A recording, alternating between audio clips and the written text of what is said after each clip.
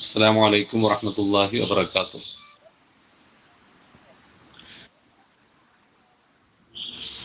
അൽഹംദുലില്ലാ അസ്സലാത്തു വസ്സലാമു അലാ സയ്യിദുൽ മുർസലീൻ വഅലാ ആലിഹി വസഹ്ബിഹി അജ്മഈൻ. വോയിസ് ക്ലിയർ അല്ലേ? ഓക്കെയാണ് ഉസ്താദ്. ഓക്കെ. അൽഹംദുലില്ലാ നമ്മുടെ SNECയുടെ വിവിധ സ്ഥാപനങ്ങളിലെ വിദ്യാർത്ഥികൾക്ക് വേണ്ടി പ്രതിമാസം നടത്തി വരാറുള്ള കാസ്കേഡിങ്, എക്സ്പേർട്ട് ടോക്ക് തുടങ്ങിയ ഓൺലൈൻ പ്രോഗ്രാമുകളുടെ ഒരു സെഷനിലാണ് നമ്മൾ ഇപ്പോൾ സംബന്ധിച്ചിരിക്കുന്നത്. പ്രഗത്ഭ ട്രെയിനറും വിദ്യാർത്ഥികൾക്ക് വ്യത്യസ്തമായ വിധത്തിൽ കോച്ചിങ് നടത്തിക്കൊണ്ടിരിക്കുന്ന പ്രഗത്ഭ ഫാക്കൽറ്റിയാണ് നമുക്ക് ഇന്ന് ഈ എക്സ്പേർട്ട് ടോക്കിലേക്ക് ലഭിച്ചിരിക്കുന്നത്. വിദ്യാർത്ഥികൾ പരീക്ഷയുമായി ബന്ധപ്പെട്ട വിഷയങ്ങളിലേക്ക് കിടക്കുമ്പോൾ അതുമായി ബന്ധപ്പെട്ട വിഷയങ്ങൾ സ്ട്രെസ് കൂടാതെ, പ്രയാസം കൂടാതെ എങ്ങനെ എക്സാമിനെ അഭിമുഖീകരിക്കാം എന്ന വിഷയത്തെ കേന്ദ്രീകരിച്ചുകൊണ്ട് ഇൻഷാ അല്ലാഹ് ബഹുമാനപ്പെട്ട പ്രഗത്ഭ ട്രെയിനർ ബഹുമാനപ്പെട്ട നസ്റുൽ ഇസ്ലാം നമ്മോട് സംസാരിക്കും. നമ്മുടെ വിദ്യാർത്ഥികളൊക്കെ വിവിധ സ്ഥാപനങ്ങളിൽ നിന്ന് 50ഓളം സ്ഥാപനങ്ങളിൽ നിന്ന് ഓൺലൈനായിട്ട് ഇത് വീക്ഷിച്ചുകൊണ്ടിരിക്കുകയാണ്. ആൺകുട്ടികളും പെൺകുട്ടികളും 7ാം ക്ലാസ് കഴിഞ്ഞ് 8ാം ക്ലാസ്സിലേക്ക് പ്രവേശനം നേടിയ ഒരു വിഭാഗവും പ്ലസ് സ്ട്രീം, അതേ പ്രകാരം ശരിയ സ്ട്രീമുകളും 10ാം ക്ലാസ് കഴിഞ്ഞ വിദ്യാർത്ഥിനികൾ, ഇങ്ങനെ 4000ഓളം വരുന്ന വിദ്യാർത്ഥികളാണ് നമ്മുടെ ഈ സെഷനിൽ ഇപ്പോൾ സംബന്ധിച്ചുകൊണ്ടിരിക്കുന്നത്. എല്ലാ സ്ഥാപനങ്ങളിലെയും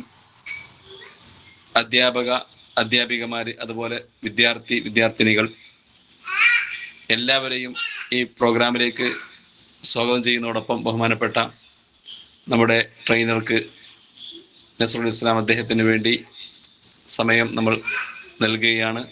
ബഹുമാനപൂർവ്വം അദ്ദേഹത്തെ ക്ഷണിക്കുകയാണ്. നമ്മുടെ ഈ പ്രോഗ്രാമിൻ്റെ രീതി അരമണിക്കൂർ സമയം നമ്മുടെ ഫാക്കൽറ്റിയുടെ സംസാരവും അദ്ദേഹത്തിൻ്റെ നിർദ്ദേശങ്ങളും അദ്ദേഹത്തിൻ്റെ ഇടപെടലുമാണ്. അത് കഴിഞ്ഞ ശേഷം വിദ്യാർത്ഥികൾക്ക് ഇൻട്രാക്ഷനുള്ള അവസരം ഉണ്ടാകും. ആ അവസരം നല്ല രീതിയിൽ നമ്മുടെ എല്ലാ വിദ്യാർത്ഥിനികളും ഉചിതമായ രീതിയിൽ ഉപയോഗിക്കണമെന്ന് സ്നേഹത്തിൻ്റെ ഭാഷയിൽ ആവശ്യപ്പെടുകയാണ്. ബഹുമാനപ്പെട്ട നസ്റുൽ ഇസ്ലാം നമ്മുടെ ഗസ്റ്റിനെ വളരെ ആദരപൂർവ്വം ക്ഷണിച്ചുകൊണ്ട് ഞാൻ അവസാനിപ്പിക്കുന്നു.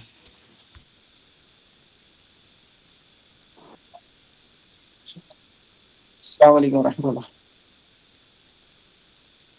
വഅലൈക്കും അസ്സലാം വറഹ്മത്തുള്ളാഹി. ഓക്കെയാണ് സാറേ, റെഡിയാണ്. ഒരുപാട് സന്തോഷമുണ്ട്, അഭിമാനമുണ്ട്, ചാരിതാർത്ഥ്യമുണ്ട്. SNECയിലെ കേരളത്തിലെ വിവിധ കോളേജുകളിലെ നല്ല കിഡു മക്കളോടൊപ്പം, കിഡു യൂത്തിനൊപ്പം ഇങ്ങനെ മിണ്ടി പറഞ്ഞൊക്കെ ഇരിക്കാൻ കഴിയുന്നവര്. ഞാൻ ഇതിനു മുമ്പ് 2 തവണയാണ് എൻ്റെ ഓർമ്മ SNECയുടെ സ്റ്റേറ്റ് ക്യാമ്പ് ലീഡ് ചെയ്തിട്ടുണ്ടായിരുന്നു. അപ്പോൾ വ്യത്യസ്തമായ അനുഭവങ്ങൾ എനിക്ക് ഉണ്ടായിരുന്നു. കുറെ ആളുകൾ അതിനുശേഷം എന്നെ ഇടയ്ക്കൊക്കെ വിളിക്കാറുണ്ടായിരുന്നു. SNECയിൽ പഠിക്കുന്ന കുട്ടികൾ ചിലപ്പോൾ അവർക്ക് ചെറിയ സ്ട്രെസ് ഒക്കെ വരുമ്പോൾ എൻ്റെ മുഖാണത്തിൽ അവർക്ക് ഓർമ്മ വരുന്നു എന്നൊക്കെ പറഞ്ഞിട്ട് വിളിച്ച ആളുകളൊക്കെ ഉണ്ട്. അതൊക്കെ കേൾക്കുമ്പോൾ നല്ല സന്തോഷമൊക്കെ ഉണ്ട്. അപ്പൊ ഏതായാലും ചില ആളുകള് ഞാൻ SNECയിലെ മക്കളെ ഹൃദയത്തോട് ചേർത്ത് വെക്കുന്നു. ഇനിയും നമുക്ക് ഇതുപോലെ ഒരുമിച്ച് കൂടാൻ സംസാരിക്കുന്നതൊക്കെ അള്ളാഹു സുബ്ഹാനഹു വ തആല തൗഫീഖ് നൽകട്ടെ. ഞാൻ മനസ്സിലാക്കുന്നത് വിവിധ കോളേജിലെ വിദ്യാർത്ഥികൾ ഒരുമിച്ചാണ് ഈ പ്രോഗ്രാം കാണുന്നത് എന്നാണ്. അതുകൊണ്ട് തൊട്ടടുത്തിരിക്കുന്ന ആളുകൾക്ക് ഒന്ന് ഷെയ്ക്ക് ഹാൻഡ് ചെയ്യാം. ഞാൻ പല വീഡിയോകളും ഓഫായിട്ടാണ് കാണുന്നത്. ഇപ്പോൾ ഒരു വീഡിയോ മാത്രമാണ് എൻ്റെ മുമ്പിൽ ഓൺ ആയിട്ടുള്ളത്. ബാക്കി എല്ലാവരും ഓൺ ചെയ്യുമെന്നാണ് വിചാരിക്കുന്നത്. ഞാൻ പൊതുവെ ഈ ഓൺലൈനിൽ ക്ലാസ് എടുക്കൽ കുറവാണ്. എനിക്ക് ആളുകളുടെ മുഖം കണ്ട്, അവരുടെ ചിരി കണ്ട്, സന്തോഷം കണ്ട്, മുഖത്തെ എക്സ്പ്രഷൻ കണ്ടിട്ടൊക്കെ ഇങ്ങനെ ക്ലാസ് എടുക്കാനാണ് ഭയങ്കര താല്പര്യം. അപ്പോ ഒന്ന് ഷെയ്ക്ക് ഹാൻഡ് ചെയ്യണേ. തൊട്ടടുത്തിരിക്കുന്ന ആൾക്ക്, വലത്തിരിക്കുന്ന ആൾക്കും ഇടത്തിരിക്കുന്ന ആൾക്കും കൊടുക്കണം, മുന്നിലിരിക്കുന്ന ആൾക്കും പിറകിലിരിക്കുന്ന ആൾക്കും കൊടുക്കണം. ചുമ്മാ കൊടുത്താൽ പോരാ ഷെയ്ക്ക് ഹാൻഡ്. ഇതേ നോക്ക്, എന്നെ നോക്ക്, എന്നെ നോക്ക്, എന്നെ നോക്ക്, എന്നെ നോക്ക്. അയാളുടെ മുഖത്ത് നോക്കിയിട്ട് ഇതുപോലെ ഒന്ന് ചിരിക്കണം. അത് മാത്രം പോരാ, അല്ലെങ്കിൽ ഒന്ന് വിടർന്നൊന്ന് ചിരിക്കാവുന്നത്. നോക്ക് നോക്ക് നോക്ക് നോക്ക്, ഇതുപോലെ നമ്മൾ വേണമെങ്കിൽ ചിരി പ്രോമാക്സ് എന്നൊക്കെ പറയും.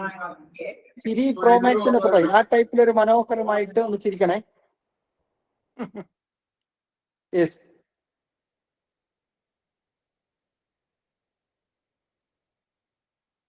ഞാൻ കരുതുന്നു മിക്കവാറും എല്ലാവരും കൊടുത്തുകൊണ്ടിരിക്കുന്നുണ്ട് ഷെയ്ഖാൻഡ്. ഒരു വീഡിയോ മാത്രമാണ് ഓൺ ആയിട്ടുള്ളത്. അപ്പൊ ഏതായാലും നന്നായിട്ട് ചിരിക്കുന്നുണ്ട്. അങ്ങനെ തൊട്ടടുത്ത ആളുകളുടെ കൈ പിടിച്ചപ്പോ, അവരുടെ മുഖത്ത് നോക്കിയപ്പോ നമുക്കൊരു സന്തോഷമൊക്കെ വന്നിട്ടുണ്ട് അല്ലേ? സങ്കടമാണോ വന്നത്? ആളുകളുടെ കൈയൊന്ന് തൊടുമ്പോ, അല്ലെങ്കിൽ കൂട്ടുകാരന്റെ, നമ്മുടെ ഫ്രണ്ടിന്റെ കൈയൊന്ന് മെല്ലെ ഒന്ന് തൊടുമ്പോ, അയാളുടെ മുഖത്ത് നോക്കി ചിരിക്കുമ്പോ ചെറിയ സന്തോഷമൊക്കെ നമുക്ക് ഉണ്ടായിട്ടുണ്ട്. ശരിക്കും പറഞ്ഞു കഴിഞ്ഞാല് ഈ സ്ട്രെസ്സൊക്കെ മാറ്റുന്നതിന് ഇത്രയും നിസ്സാരമായ സംഗതികളൊക്കെ മതിയേ. നമുക്ക് പരിചയ ആളുകളൊന്ന് സംസാരിക്കുകയും അവരെ നോക്കി ചിരിക്കുകയൊക്കെ ചെയ്യുമ്പോൾ തന്നെ നമ്മൾ സ്ട്രെസ്സൊക്കെ പോകും. ചിലപ്പോൾ എനിക്ക് തോന്നാറുണ്ട് നമ്മുടെ ശരീരത്തിലെ ഏറ്റവും ഗംഭീരമായ അവയവം കൈകളാണെന്ന്. നിങ്ങൾക്ക് തോന്നിയിട്ടുണ്ടോ എന്ന് എനിക്കറിയില്ല. കൈകൾ, നമ്മുടെ കൈകളാണ് നമ്മുടെ ശരീരത്തിലെ ഏറ്റവും ഗംഭീരമായ അവയവം. ഒന്ന് ആലോചിച്ച് നോക്കിയാട്ടെ. നിങ്ങൾ സങ്കടപ്പെട്ട് സ്ട്രെസ്ഡ് ആയിട്ട് വരുമ്പോ നിങ്ങളുടെ ഒരു ഫ്രണ്ട് അല്ലെങ്കിൽ ഫാദർ, മദർ, ആരെങ്കിലും ഈ കൈകൾ കൊണ്ട് നിങ്ങളുടെ പുറത്തൊന്ന് തലോടി, അല്ലെങ്കിൽ തലയിൽ ഒന്ന് കൈവച്ച് നിന്ന്, ഒന്നും മിണ്ടൊന്നും വേണ്ട, ചുമ്മാ വെറുതെ നിന്നാൽ മാത്രം മതി. നമുക്ക് ഭയങ്കര റിലാക്സ് ആയിരിക്കും, ഭയങ്കര സന്തോഷമൊക്കെ ആയിരിക്കും അല്ലേ? അതാണ് ഞാൻ പറഞ്ഞത്, കൈകൾ ഭയങ്കര രസമാണ്. ഈ കൈകൾ കൊണ്ടാണ് നമ്മൾ പരീക്ഷയ്ക്കൊക്കെ ഭയങ്കരമായിട്ട് എഴുതിയിട്ടൊക്കെ നല്ല സുന്ദരമായ വടിവത്ത അക്ഷരത്തിലൊക്കെ എഴുതിയിട്ട് നമ്മൾ ഏറ്റവും നല്ല മാർക്കൊക്കെ വാങ്ങുന്നത് ഈ കൈകൾ കൊണ്ടാണ്. ഒന്നുകൂടി ഷെയ്ക്ക് ചെയ്യാൻ പറ്റുമോ? ഒന്നുകൂടി ഷെയ്ക്ക് ചെയ്യാൻ പറ്റുമോ?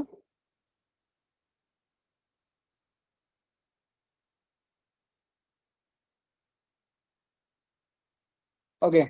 ഇപ്പൊ ഞാൻ വിചാരിക്കുന്നു നേരത്തെ കൊടുത്ത പോലെ ആയിരിക്കില്ല. ഷെയ്ഖാൻഡ് കുറച്ചുകൂടി ഹൃദയത്തോട് ചേർത്ത് വെച്ചിട്ടുണ്ടാവും. കൈകള് ഭയങ്കര സംഭവം എന്നൊക്കെ നിങ്ങൾക്ക് മനസ്സിലായിട്ടുണ്ടെന്ന് വിചാരിക്കുന്നു. ഞാനൊന്ന് ചോദിച്ചോട്ടെ, പട്ടി കടിക്കാൻ വന്നു കഴിഞ്ഞാൽ നിങ്ങൾ എന്താ ചെയ്യാ? നിങ്ങൾ വിചാരിക്കുന്നുണ്ടാവും സാറേ ക്ലാസ് ഒക്കെ സ്റ്റാർട്ട് ചെയ്യുന്നത് പട്ടീന്റെ കടി പറഞ്ഞിട്ടാണോ എന്നൊക്കെ വിചാരിക്കുന്നുണ്ടാവും. ചില ക്ലാസ്സുകളൊക്കെ അങ്ങനെയാ സ്റ്റാർട്ട് ചെയ്യേണ്ടത്. ഓക്കെ, പട്ടി കടിക്കാൻ വന്നു കഴിഞ്ഞാൽ എന്താ ചെയ്യാ? ഇന്ററാക്ട് ചെയ്യാൻ പറ്റുമോ? ആരെങ്കിലും ഒന്ന് പറയോ? സാറേ അൺമ്യൂട്ട് ചെയ്ത് സംസാരിക്കാൻ പറ്റില്ലേ?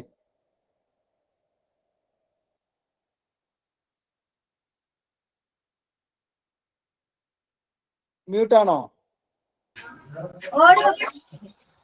അൺമ്യൂട്ട് ചെയ്തിട്ടുണ്ട്. അൺമ്യൂട്ട് ചെയ്തിട്ടുണ്ട് അല്ലേ? പട്ടി കടിക്കാൻ വന്നാൽ എന്താ ചെയ്യാ?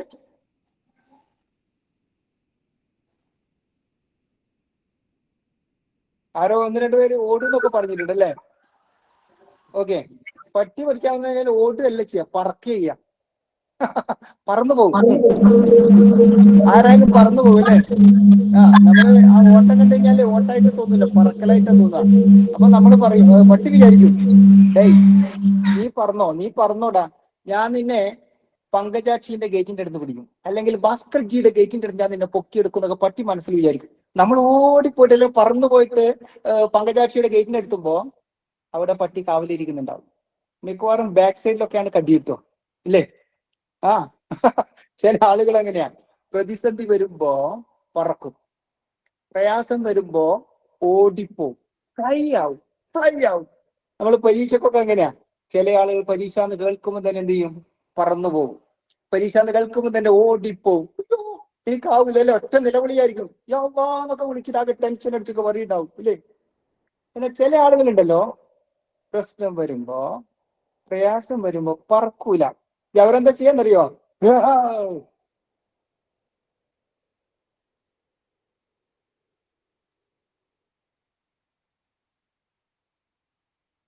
നിങ്ങൾ വിചാരിച്ചിട്ടുണ്ടോ കറണ്ട് പോയതായിരിക്കും, അല്ലെ എന്റെ റേഞ്ച് കട്ടായതാന്ന് വിചാരിച്ചിട്ടുണ്ടോ? റേഞ്ച് കട്ടായത് കറണ്ട് പോയതൊന്നല്ല കേട്ടോ, ഫ്രീസ് ആയതാ. ചില ആളുകള് പട്ടി കടിക്കാൻ വരുമ്പോ പറക്കൂല, ഫ്രീസ് ആയിപ്പോ, നിന്ന നിൽപ്പില് ഐസായിപ്പോ. അപ്പൊ പട്ടിക്ക് കൺഫ്യൂഷൻ ആവുക. എന്താ കൺഫ്യൂഷൻ അറിയുമോ?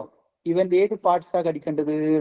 കൈ കടിക്കണോ, കാല് കടിക്കണോ, അതോ വേറെ വേറെ വേറെ വല്ല പിന്നെ അവയവങ്ങൾ കടിക്കണോ എന്നുള്ള കൺഫ്യൂഷൻ പട്ടിക്കുണ്ടാവുക. ഇത്തവണ പട്ടിക്കുണ്ടാവുക. പട്ടി ഇവന്റെ അവയവം കടിച്ച് ഓടും. ചില മനുഷ്യന്മാരങ്ങനെയാ, പ്രശ്നം വരുമ്പോ, പ്രയാസം വരുമ്പോ ഫ്രീസ് ആവും, ഐസാവും. അവർക്ക് പിന്നെ ഒന്നും ചെയ്യാൻ പറ്റില്ല. പരീക്ഷ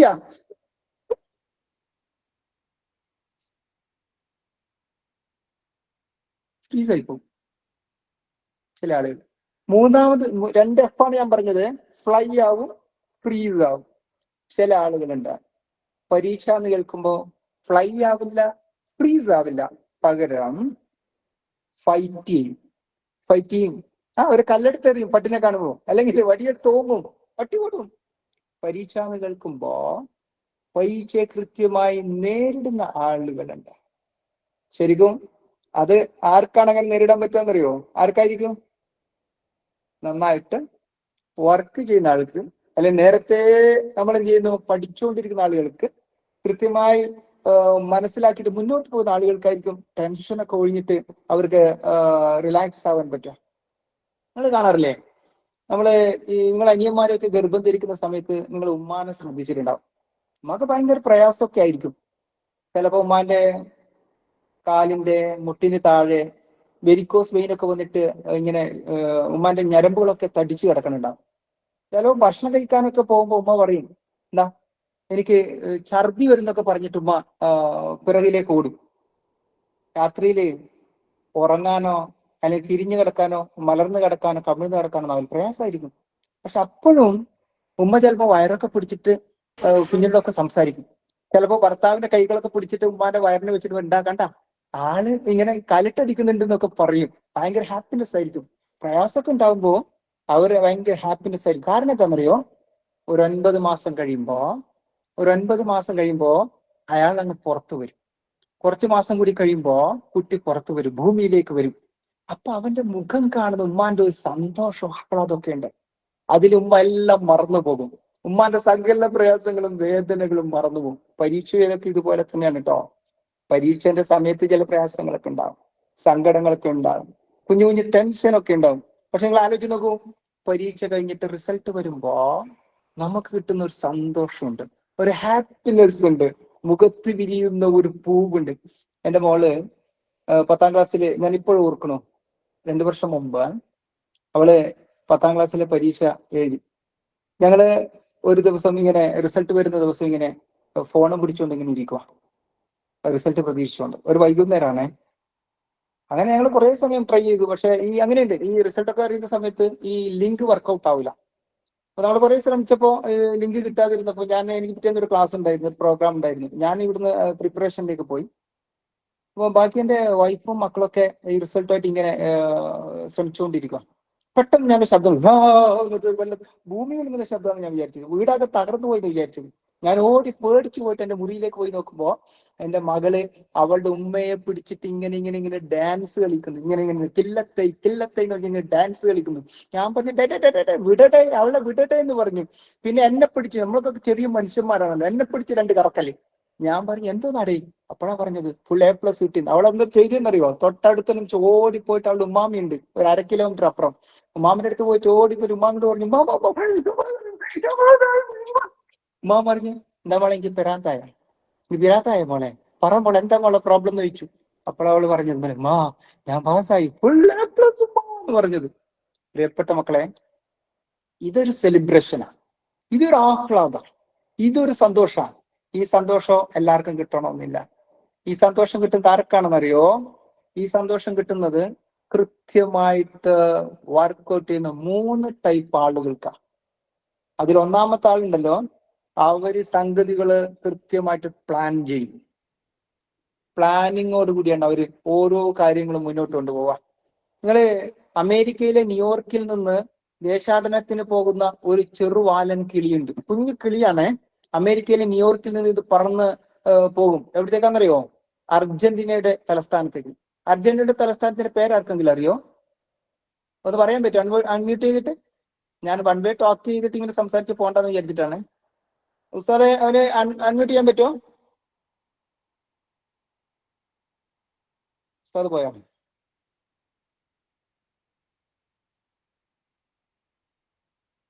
അർജന്റീനയുടെ തലസ്ഥാനം അൺമ്യൂട്ടഡ് ആണ് സാറേ. അൺമ്യൂട്ട് ചെയ്ത് പറയൂ. ആർക്കൊക്കെ പറയാൻ പറ്റുമോ? നമ്മൾ മെസ്സി എന്നൊക്കെ പറഞ്ഞ് തുള്ളാറുണ്ട് അല്ലെ, ചാടാറുണ്ട്, ഫുട്ബോളൊക്കെ കളിക്കാറുണ്ട്. ഇനി പറ, ഇത് ബാക്കി ഇനി ക്ലാസ് എടുക്കണമെങ്കിൽ ഇത് പറഞ്ഞിട്ടേ ക്ലാസ് എടുക്കും അല്ലേ? ഏതാണ്? പറയൂ, കേൾക്കണില്ല?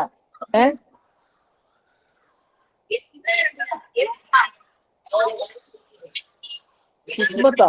കിസ്മത്ത് യാ ഹൗല, അതൊരു ഹിന്ദി വാക്കല്ലേ? ക്യൂബയാ? ക്യൂബ ഒരു രാജ്യമാണ്. ക്യൂബ ഒരു രാജ്യമാണ്.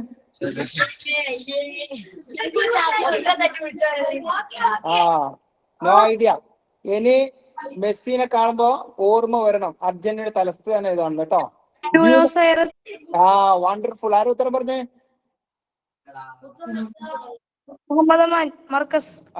മർക്കസ് ഇസ്ലാമിക് മുഹമ്മദ് അമാൻ. വണ്ടർഫുൾ. ഒരു ക്ലാപ്പ് കൊടുക്കും എല്ലാരും, ഒരു ക്ലാപ്പ് ചെയ്തോട്ടെ. ഒരു 3500 ക്ലാപ്പ് മുഹമ്മദ് അമാൻ. വണ്ടർഫുൾ. നമ്മൾ വെറുതെ ഫുട്ബോൾ കളിച്ചാൽ മാത്രം പോരെ കേട്ടോ, ഇമാതിരി സംഗതികളൊക്കെ നമ്മൾ മനസ്സിലാക്കണേ. വെറുതെ നമ്മൾ പത്രമൊക്കെ വായിച്ചു പോകുന്നതിനപ്പുറം അതിന്റെ അപ്പുറത്തേക്കുള്ള കാര്യങ്ങളൊക്കെ മനസ്സിലാക്കണം. ബ്യൂണസ് അയേഴ്സ് എന്നാണ് ആ ക്യാപിറ്റൽ സിറ്റിന്റെ പേര്, അർജന്റീനയുടെ. ഈ പക്ഷി ഉണ്ടല്ലോ, ന്യൂയോർക്കിൽ നിന്ന് 1600 കിലോമീറ്റർ അപ്പുറമുള്ള ബ്യൂണസ് അയേഴ്സിലേക്ക് ഇങ്ങനെ പറന്നു പോകും. ദേശാടനത്തിന് പോകുന്ന ചെറിയ കിളിയാണേ. പക്ഷെ ഈ കിളിയുടെ ചുണ്ടില് ഒരു കുഞ്ഞു മരക്കഷ്ണം ഉണ്ടാവും. അതും കടിച്ചു പിടിച്ചിട്ടാണ് ഇതിങ്ങനെ പറന്നു പോവാ.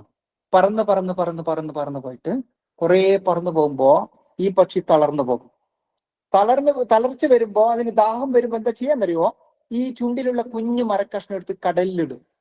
എന്നിട്ട് ആ കടലിന്റെ മുകളിലേക്ക് ഈ മരക്കഷ്ണത്തിന് മുകളിലേക്ക് ലാൻഡ് ചെയ്യും. എന്നിട്ട് കുറച്ച് വെള്ളം കുടിക്കും, ചെറു മത്സ്യങ്ങളെ ഭക്ഷിക്കും, വീണ്ടും ചുണ്ടിൽ മരക്കഷ്ണം കൊത്തിപ്പിടിച്ച് വീണ്ടും പറക്കും. കുറെ ദൂരം പറക്കുമ്പോ ഈ ചെറുവാലൻ കിളിക്ക് വീണ്ടും ക്ഷീണം വരും. വീണ്ടും ഈ മരക്കഷ്ണം കടലിലിടും, ലാൻഡ് ചെയ്യും, വെള്ളം കുടിക്കും, ചെറു മത്സ്യങ്ങളെ ഭക്ഷിക്കും, വീണ്ടും പറക്കും. കുറെ ദൂരം പോകുമ്പോ വീണ്ടും ക്ഷീണം വരും, മരക്കഷ്ണം താഴെയിടും, ലാൻഡ് ചെയ്യും, വെള്ളം കുടിക്കും, ചെറു മത്സ്യങ്ങളെ ഭക്ഷിക്കും. അവസാനം 1600 കിലോമീറ്റർ അപ്പുറമുള്ള ബ്യൂണസ് അയേഴ്സിലേക്ക്, മെസ്സിയുടെ നാട്ടിലേക്ക് എന്ന് പറഞ്ഞിട്ട് ഇങ്ങനെ ലാൻഡ് ചെയ്യും. ആര്? ഈ ചെറുവാലങ്കിളി. What a planning, what a planning. നിങ്ങൾ ആലോചിച്ച് നോക്കൂ, എത്ര മനോഹരമായ പ്ലാനിങ് ആണ്. ശരിക്കൂട്ടല്ലോ, നമ്മൾ പരീക്ഷക്കും ഇത്ര നന്നായിട്ട് പ്ലാൻ ചെയ്യുകയാണെങ്കിൽ പരീക്ഷ വരുമ്പോ ടെൻഷൻ അടിക്കേണ്ടി വരില്ല, ഫ്ലൈ ആവേണ്ടി വരില്ല, ഫ്രീസ് ആവേണ്ടി വരില്ല. ഫൈറ്റ് ചെയ്യാൻ നമ്മൾ പഠിക്കും, ഫൈറ്റ് ചെയ്യാൻ പഠിക്കും. ഇനിയും സമയം ലേറ്റ് ആയിട്ടൊന്നുമില്ല കേട്ടോ. ഈ ഒക്ടോബർ 21 എക്സാം എന്നാണ് ഞാൻ മനസ്സിലാക്കുന്നത്. ഇനിയും ആഞ്ഞു പിടിച്ചു കഴിഞ്ഞാൽ നിങ്ങൾക്ക് ഇപ്പോഴും അവസരമുണ്ട്. നിങ്ങൾ ശരീരവും ആത്മാവും ഒരുമിച്ചുണ്ടായിരിക്കണം എന്ന് മാത്രം. ഞാൻ മുമ്പ് 8ാം ക്ലാസ്സിലെ മക്കൾക്ക് ഒരു മലയാളത്തിൽ ഒരു കുറിപ്പ് എഴുതാൻ വേണ്ടി കൊടുത്തു. മതസൗഹാർദ്ദം ഊട്ടി വളർന്നതിനെ പറ്റിയിട്ട് ഒരു കുറിപ്പ് എഴുതാൻ വേണ്ടി കൊടുത്തു. ഞാനിപ്പോൾ ഓർക്കുന്നുണ്ട്, 8ാം ക്ലാസ്സിലെ കുട്ടികളാണ്. മതസൗഹാർദ്ദം ഊട്ടി വളർന്നതിനെ കുറിച്ച് കുട്ടികൾക്ക് ഒരു കുറിപ്പ് എഴുതാൻ വേണ്ടി കൊടുത്തു. എല്ലാവരും എഴുതി. പക്ഷെ അതിലൊരു കുട്ടി എഴുതിയ കാര്യം, ഈവൻ ആഫ്റ്റർ 17 years, എനിക്ക് ഇപ്പോഴും ഓർമ്മയുണ്ട്. അവൻ എന്താ എഴുതിയെന്നറിയോ? ഊട്ടി മനോഹരമായ സ്ഥലമാണ്. ഞാനെന്താ എഴുതാൻ വേണ്ടി കൊടുത്തത്? മതസൗഹാർദ്ദം ഊട്ടി വളർത്താൻ. അവൻ എഴുതിയത് ഊട്ടി മനോഹരമായ സ്ഥലമാണ്. അവൻ അവിടെ നിർത്തിയില്ല കേട്ടോ, ഇന്നാ പിടിച്ച മാഷയെന്ന് പറഞ്ഞിട്ട് ബാക്കി കൂടി എഴുതി. ഊട്ടിയെ ഊട്ടി വളർത്തേണ്ടത് ഓരോ ഇന്ത്യക്കാരുടെയും ആവശ്യമാണ്. ഊട്ടി വളർത്തുന്നതിന് ഹിന്ദുക്കൾ ഓണത്തിനും, ക്രിസ്ത്യാനികൾ ക്രിസ്മസിനും, മുസ്ലിങ്ങൾ പെരുന്നാളിനും ഊട്ടി സന്ദർശിക്കേണ്ടതാണ്. അങ്ങനെ ഊട്ടിയെ ഊട്ടി വളർത്തേണ്ടതാണ്. ഞാൻ ഇങ്ങനെ നോക്കി അവൻ ഈ എഴുത്ത് കണ്ടിട്ട് കേട്ടോ, ലവൻ എന്ത് മൊയന്തടാന്ന് വിചാരിച്ചിട്ട്. ആക്ച്വലി മൊയന്തായത് കൊണ്ടല്ല, അവനും അവന്റെ ഫാമിലിയും ഊട്ടിയിൽ ടൂർ പോയിട്ട് വന്നിട്ട് ഒരാഴ്ച ആയിട്ടുള്ളൂ. അവന്റെ ആത്മാവ് ഇപ്പോഴും ഊട്ടിയില്ല.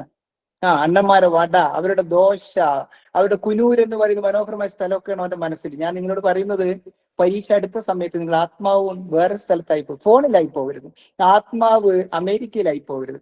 ആത്മാവും ശരീരവും ഒരുമിച്ചുണ്ടാവും. നല്ല ഏകാഗ്രതയോടെ പരീക്ഷക്ക് പ്ലാൻ ചെയ്യണം. കൃത്യമായിട്ട് പ്ലാനിങ്ങിൽ ഉണ്ടെങ്കിലോ നിങ്ങൾക്ക് ഒരു സംശയമില്ല, പരീക്ഷ ഏറ്റവും നന്നായിട്ട് പാസ്സാവാൻ പറ്റും. എൻ്റെ ഒരു ഫ്രണ്ട് ഉണ്ട്, അവന് 10ാം ക്ലാസ് വരെ അത്ര നന്നായിട്ടൊന്നും പഠിക്കൂലായിരുന്നു. ഞങ്ങൾ 40 പേരാണ് 10ാം ക്ലാസ്സിൽ ഞങ്ങളുടെ ക്ലാസ്സിൽ ഉണ്ടായിരുന്നത്. അവന്റെ ആ സമയത്ത് ഞങ്ങൾക്ക് റാങ്കാണ് 1, 2, 3 എന്ന് പറഞ്ഞിട്ട് റാങ്കാണ്. അപ്പൊ അവന്റെ റാങ്ക് മിക്കവാറും 35, 32 ഒക്കെ ആയിരിക്കും. മനസ്സിലായി? ഏറ്റവും അവസാനത്തെ ആളാണ്, ഏറ്റവും ബാക്കിലേക്ക് പഠിക്കുന്ന ആള്. പക്ഷെ പരീക്ഷന്റെ സമയത്ത്, 10ാം ക്ലാസ്സിലെ പരീക്ഷന്റെ സമയത്ത് അവന് ചിക്കൻ ബോക്സ് വന്നു. പരീക്ഷന്റെ തൊട്ടടുത്ത് അവൻ 2 ആഴ്ച വീട്ടിൽ റെസ്റ്റ് ആയിരുന്നു.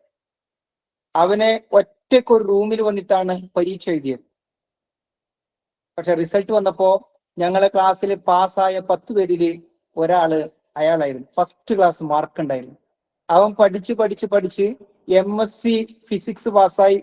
MSc ഫിസിക്സിന് ശേഷം ഡോക്ടറേറ്റ് നേടി. ഇപ്പൊ അവൻ ജോലി ചെയ്യുന്നത് കുവൈത്ത് യൂണിവേഴ്സിറ്റിയിലാണ്. അവിടെ വലിയ പ്രൊഫസറായിട്ട് വർക്ക് ചെയ്യുന്നു.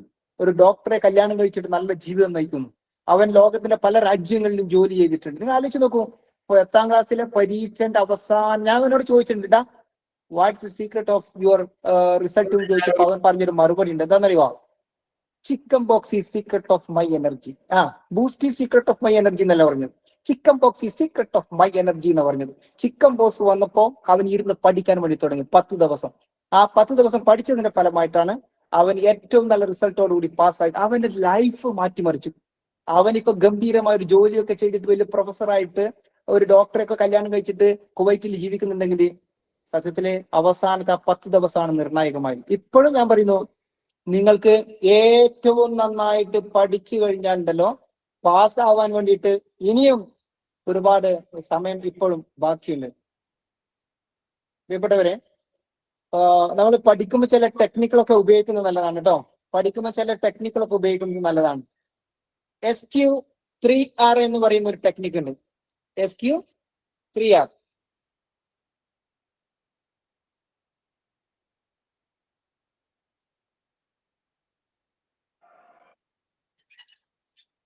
SQ3R എന്ന് പറഞ്ഞു കഴിഞ്ഞാല് നമ്മൾ എങ്ങനെയാണ് പുസ്തകങ്ങൾ വായിക്കുക എന്നുള്ളതാണ്.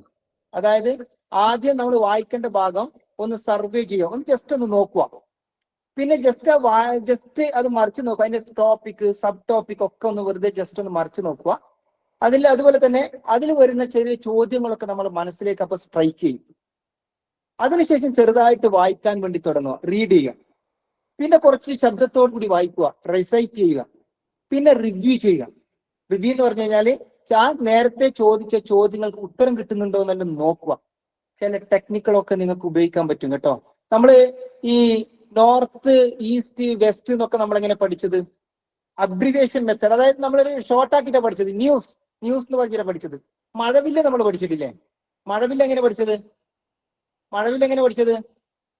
നമ്മള് വിബ്ജിയർ എന്ന് പറയുന്ന ആ ഷോർട്ട് ആക്കിയിട്ടാണ് പഠിച്ചത്. അതിന്റെ അബ്രിവേഷൻ നമ്മൾ ന്യൂമോണിക്സ് എന്നാ പറയാം. അങ്ങനെ ഷോർട്ട് ആക്കിയിട്ട് നമ്മൾ പഠിച്ചത് അല്ലെ, വിബ്ജിയർ. അതുപോലെ തന്നെ നമ്മൾ ഗ്രഹങ്ങളെ കുറിച്ച് പഠിച്ചിട്ടുണ്ട്. My very educated mother just served as noodles. ഇതൊക്കെ നമുക്ക് എന്ത് ചെയ്യും? കൃത്യമായിട്ട് നമുക്ക് പഠിക്കാൻ വേണ്ടിയിട്ടുള്ള ഓരോരോ ടെക്നിക്കാണ്. ഞാൻ നേരത്തെ നിങ്ങളോട് മെസ്സിന്റെ ക്യാപിറ്റൽ സിറ്റി ഏതാന്ന് ചോദിച്ചിട്ടില്ലേ? അർജന്റീനന്റെ ക്യാപിറ്റൽ സിറ്റി ഏതാന്ന് ചോദിച്ചില്ലേ? ഞാനത് ഓർമ്മിച്ച് വെച്ചത് എങ്ങനെയാണെന്നറിയോ? Messi BA. ഞാനത് അങ്ങനെ ഓർമ്മിച്ച് വെച്ചത് മെസ്സി BA പഠിച്ച ആളാന്ന് വെറുതെ ഞാൻ മനസ്സിൽ ഓർമ്മിച്ചു. അപ്പൊ എനിക്ക് കിട്ടി ബ്യൂണസ് IS, ബ്യൂണസ് AIS. ഇങ്ങനെ ചില ടെക്നിക്കുകളൊക്കെ ചിലപ്പോൾ നമുക്ക് അറബിയിലൊക്കെ അത് കൃത്യമായിട്ട് ഉപയോഗിക്കാനൊക്കെ പറ്റും കേട്ടോ. അറബി ആയാലും ഇംഗ്ലീഷ് ആയാലും മലയാളത്തിലായാലും ഇത്തരം അബ്രിവേഷൻ അതിന്റെ ഫസ്റ്റിലത്തെ അക്ഷരങ്ങളൊക്കെ വെച്ചിട്ട് ഒരു ചെറിയൊരു ന്യൂമോണിക്സ് ഉണ്ടായി കഴിഞ്ഞാൽ നമുക്കത് ഓർത്തെടുക്കാനൊക്കെ ഭയങ്കര രസമായിരിക്കും. ചില ആളുകളെ കണ്ടിട്ടില്ലേ, അവർ കേട്ടിട്ടാ പഠിക്കുക. ചില മക്കള് കണ്ടിട്ടാ പഠിക്കുക. ചില മക്കള് എഴുതിയിട്ടാ പഠിക്കാം അല്ലേ? എന്റെ മൂത്ത മകള് പരീക്ഷയ്ക്ക് ഞാൻ ഇപ്പോൾ ഓർക്കുന്നുണ്ട്, മാത്സ് അവൾക്ക് ഭയങ്കര ടഫായിരുന്നു. പക്ഷെ അവള് ഈ കഴിഞ്ഞ 2 വർഷം മുമ്പ് ജൂൺ മാസത്തിൽ എന്നോട് പറഞ്ഞു, എനിക്കൊരു വൈറ്റ് ബോർഡ് വാങ്ങി തരണോ. ഞാൻ അവൾക്ക് ഒരു വൈറ്റ് ബോർഡ് വാങ്ങിക്കൊടുത്തു. അന്ന് മുതൽ അവളെന്താ ചെയ്യുന്നറിയോ? മാത്സ് അവൾ ചെയ്ത് പഠിക്കുകയായിരുന്നു ആ ബോർഡിൽ. അവളുടെ മുമ്പിൽ ചിലപ്പോൾ ആ ക്ലാസ് കേട്ടിരുന്നത് ആ സമയത്ത് എന്റെ 2 വയസ്സുള്ള മകളൊക്കെ ആയിരുന്നു. അവൾ പറഞ്ഞു കൊടുക്കും A+, B+, C++ പറഞ്ഞ് എഴുതും. മുമ്പിലിരിക്കുന്ന എന്റെ കുഞ്ഞു മോള് അത് കേൾക്കും, ചിലപ്പോൾ കരയൊക്കെ ചെയ്യും. അങ്ങനെ അവൾ പഠിച്ചിരുന്നത്. നിങ്ങളൊന്ന് ആലോചിച്ച് നോക്കിയട്ടെ. നിമോണിക്സ്, നമ്മള് നിമോണിക്സ് പഠിക്കാം. അതുപോലെ തന്നെ നമുക്ക് ചില ആളുകളെ പോലെ ഇങ്ങനെ എഴുതി പഠിക്കാം, കണ്ടു പഠിക്കാം. ചില ആളുകൾക്ക് ഡയഗ്രം ഒക്കെ വരച്ചാൽ മതി, ഗ്രാഫൊക്കെ വരച്ചാൽ മതി, നല്ല പഠിപ്പ് വരും. ചില ആളുകൾക്ക് നല്ല കഥകളൊക്കെ കേൾക്കണം, നല്ല ഗംഭീര കഥകളൊക്കെ, അല്ലെങ്കിൽ മെല്ലെ ഉരുവിട്ടൊക്കെ പഠിക്കേണ്ടി വരും. അവർക്ക് അങ്ങനെയാണ് പഠിപ്പുണ്ടാവുക. അപ്പൊ നമ്മൾ ഏത് ടൈപ്പാണെന്ന് നോക്കിയിട്ട് ആ ടൈപ്പില് പഠിച്ചു വരണം. മൈൻഡ് തെറാപ്പി എന്ന് പറഞ്ഞിട്ട് ഒരു സംഗതി ഉണ്ട് കേട്ടോ. നടുക്ക് സർക്കിൾ ഇങ്ങനെ വരക്കുക. സർക്കിൾ വരച്ചിട്ട് അതിന്റെ ബ്രാഞ്ച് ആയിട്ട് വര ഇട്ടിട്ട് അതുമായിട്ട് ബന്ധപ്പെട്ട കുറെ സബ് ടോപ്പിക് ഒക്കെ പഠിക്കുന്ന ഒരു രീതിയൊക്കെ ഉണ്ട്. നമുക്ക് എങ്ങനെയാണോ മെമ്മറിയിൽ ഉൾക്കൊള്ളാൻ പറ്റുക അതുപോലെ മനോഹരമായിട്ട് ടെക്നിക്കൊക്കെ ഉപയോഗിച്ച്, ഇപ്പൊ ഞാൻ നേരത്തെ പറഞ്ഞ അബ്രിവിയേഷൻ മെത്തേഡ്, വിബ്ജിയർ നമ്മൾ പഠിച്ചത് ഷോർട്ട് ഫോമിലാണ്. അതുപോലെ ഷോർട്ട് ആക്കിയിട്ട് പഠിക്കാം, അതുപോലെ തന്നെ മൈൻഡ് മാപ്പിംഗ്, നിങ്ങൾക്ക് സർക്കിൾ വരച്ചിട്ട് അതുമായിട്ട് ബന്ധപ്പെട്ട ഓരോ ശാഖകളായിട്ട് ഇങ്ങനെ വരച്ചു പഠിക്കാം. അതുപോലെ തന്നെ പിന്നെ വേറൊരു സംഗതി ഉണ്ട്, സ്റ്റോറി ആയിട്ട് പഠിക്കാം. സ്റ്റോറി വെച്ചിട്ട് ഞാനൊരു എക്സാമ്പിൾ പറഞ്ഞുതരാം. ഞങ്ങൾ 10ാം ക്ലാസ്സിൽ പഠിച്ചതാണേ. നിങ്ങൾ ഞാൻ പറയുന്ന ഒരു കാര്യം വിഷ്വലി ചെയ്താൽ മതി, ഒന്ന് മനസ്സിലൊന്ന് കൊണ്ടുവന്നാൽ മതിയേ. ഒരു പെൺകുട്ടി, ഒരു കുഞ്ഞു പെൺകുട്ടി, ഒരു 4 വയസ്സുള്ള പെൺകുട്ടി പുഴന്റെ തീരത്ത്, നദിയുടെ തീരത്ത് അമ്മയോടൊപ്പം ഇങ്ങനെ പോയി കളിക്കുമായിരുന്നു. കുട്ടിയുടെ കയ്യിൽ ഒരു പഴം ഉണ്ടായിരുന്നു. അങ്ങനെ കളിച്ചുകൊണ്ടിരിക്കുന്നതില് ഈ പഴം താഴെ വീണുപോയി. എന്താ താഴെ വീണത്? പഴം അല്ലേ? യെസ്. അപ്പൊ കുട്ടീനോട് അമ്മ കുട്ടീനോട് പറയാണ്, മോളെ പോയി അത് എടുക്കൂന്ന്. മോളെ പോയി അത് എടുക്കൂന്ന്.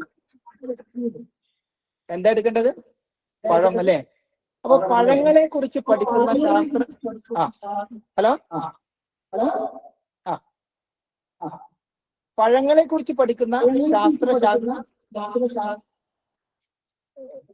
പഴങ്ങളെ കുറിച്ച് പഠിക്കുന്ന ശാസ്ത്ര ശാഖക്ക് പറയുന്ന പേരാണ് പോമോളജി. അങ്ങനെ കുട്ടി ഈ പഴം എടുക്കാൻ വേണ്ടി പോകുമ്പോ പഴം പെട്ടെന്ന് ഉരുണ്ട് താഴേക്ക് പോയിട്ട് നദിയിലേക്ക് വീണു. എവിടെയൊക്കെ വീണേ? നദിയില്, പുഴയില്. കുട്ടി ഓടിപ്പോയിട്ട് പുഴയിലേക്ക് ആ പഴം എടുക്കാൻ പോവാണേ. അപ്പൊ അമ്മ പറയാം കുട്ടീനോട്, പോട്ടെ മോളെ അത് പോട്ടെ മോളെ, വിട്ടേക്കൂന്ന്.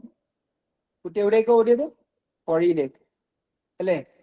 അപ്പൊ പുഴകളെ കുറിച്ച് പഠിക്കുന്ന ശാസ്ത്ര ശാഖകൾ പറയുന്ന പേരാണ് പോട്ടമോളജി. നിങ്ങൾ കണ്ടോ? ഇങ്ങനെ പഠിക്കുമ്പോൾ ഭയങ്കര രസമാണ്. പഴത്തെ കുറിച്ച് പഠിക്കുന്നത് പോമോളജി അല്ലേ? പുഴകളെ കുറിച്ച് പഠിക്കുന്നത് പോട്ടമോളജി. അങ്ങനെ അമ്മയും മകളും കൂടിയിട്ട് നദിക്കരയിൽ നിന്ന് തിരിച്ച് വീട്ടിലേക്ക് വരാൻ പോകും. പെട്ടെന്നൊരു പ്രാണി വന്നിട്ട് ഈ കുഞ്ഞിന്റെ കയ്യിലേക്ക് കടിച്ചു. അപ്പൊ കുട്ടി കരഞ്ഞു, എന്റെ അമ്മേ എന്ന് പറഞ്ഞ് കരഞ്ഞു. പ്രാണികളെ കുറിച്ച് പഠിക്കുന്ന ശാസ്ത്ര ശാഖക്ക് പറയുന്ന പേര് ഇനി നിങ്ങൾ പറ. എന്താ പറയാ?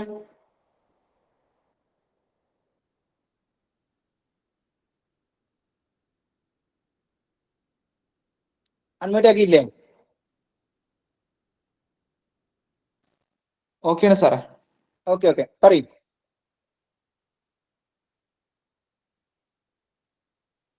കുട്ടി പുഴയിലേക്ക് ഇങ്ങനെ, ആദ്യം കുട്ടിയുടെ കയ്യിൽ പഴാണ് വീണത് അല്ലെ? അമ്മ പറഞ്ഞു പോ മോളെ പോയി അത് എടുക്കൂന്ന് പറഞ്ഞു. അപ്പൊ പഴങ്ങളെ കുറിച്ച് പഠിക്കുന്ന ശാസ്ത്രശാഖക്ക് പോമോളജി.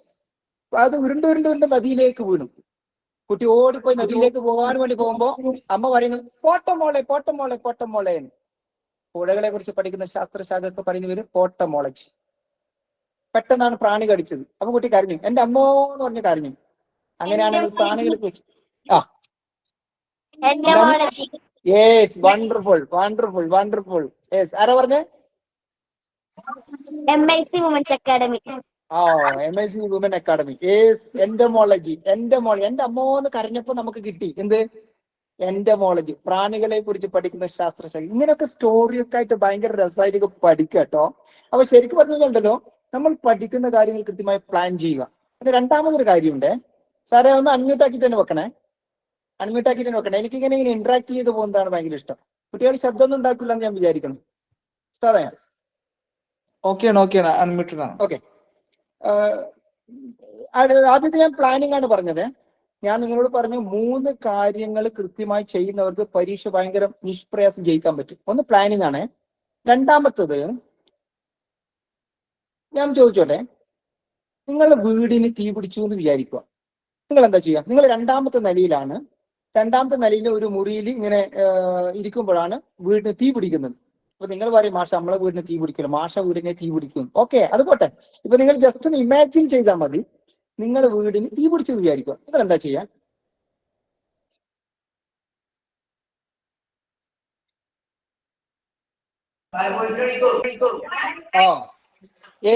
ഫയർഫോഴ്സിനെ വിളിക്കും അല്ലേ? ഫയർഫോഴ്സിനെ വിളിക്കും. ഓക്കെ, നിങ്ങൾ രണ്ടാമത്തെ മുറിയിൽ നിങ്ങൾ ഇരിക്കുന്നു. വേഗം പോയിട്ട് ഫോൺ എടുത്തിട്ട്, ഹലോ ഫയർഫോഴ്സ് അല്ലേ, ഞാൻ ഇവിടെ കുടുങ്ങിപ്പിരിക്കുകയാണ്, എത്രയും പെട്ടെന്ന് നിങ്ങൾ വരണേ അല്ലേ? ആണോ?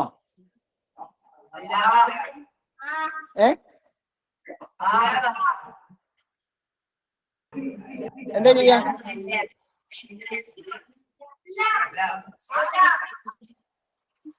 വെള്ളം കോരി ഒഴിക്കും. അതായത് നിങ്ങൾ ബാത്റൂമിൽ പോയിട്ട് ഓരോ ബക്കറ്റ് കൊണ്ടുവന്ന് അല്ലെങ്കിൽ കപ്പ് കൊണ്ടുവന്നിട്ട് മെല്ലെ കോരി ഒഴിക്കും. അങ്ങനെയാണോ ചെയ്യാ?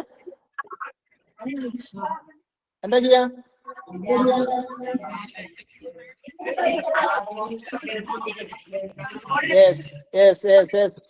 തീ പിടിക്കുന്നത് കാണുമ്പോ നിങ്ങൾ ഫസ്റ്റ് ചെയ്യുന്ന ഒരു കാര്യം ഇറങ്ങി ഓടും അല്ലേ? ഓടിയ വഴിക്ക് പുല്ല് മുളക്കൂല. നമ്മൾ ജീവനം കൊണ്ട് ഓടി ആദ്യം ചെയ്യാം. നമ്മൾ ബേക്കിൽ പിന്നെ കുറെ കഴിഞ്ഞിട്ട് തിരിച്ചു നോക്കും. നമ്മൾ ഉപ്പി ഉമ്മയൊക്കെ പ്രാഞ്ചി വരുന്നുണ്ടാവും. നമ്മളെ ചെറിയ അനിയനൊക്കെ ഉണ്ട്. അപ്പൊ നമ്മൾ കേട്ടാ കുട്ടൂസ നീ ഒക്കെ ഉണ്ടായിരുന്നുണ്ടോ എന്നൊക്കെ ചോദിക്കും. ആദ്യം നമ്മൾ ജീവനം കൊണ്ട് ഓടുക ചെയ്യാം. നിങ്ങൾ ആലോചിച്ചിട്ടുണ്ടോ? ഫയർഫോഴ്സ് വന്നിട്ടുണ്ടെങ്കിൽ എന്താ ചെയ്യാ? നമ്മള് തീ പിടിച്ച ഉടനെ ജീവനം കൊണ്ട് ഓടി. ഫയർഫോഴ്സ് ആണെങ്കിൽ എന്താ ചെയ്യാ? പറയും. ഫയർഫോഴ്സ് തീനെ കാണുമ്പോൾ പേടിച്ചോടുവാ. നമ്മള് തീ എന്ന് പറഞ്ഞിട്ട് പേടിച്ചോടി. ഫയർഫോഴ്സ് ചോദിക്കുന്നത് തീ എവിടെ കാണിച്ചു തരൂ, തീ എവിടെ കാണിച്ചു തരൂ എന്നാണ് ഫയർഫോഴ്സ് ചോദിക്കുന്നത്. നമ്മള് തീയെ പേടിച്ചോടി. ഫയർഫോഴ്സ് തീ എവിടെ കാണിച്ചു തരും. എന്താ കാരണം എന്നറിയോ? നമ്മൾ ഓടാനും ഫയർഫോഴ്സ് തീന്റെ അടുത്തേക്ക് പോകാൻ എന്താ കാരണം? പറയും.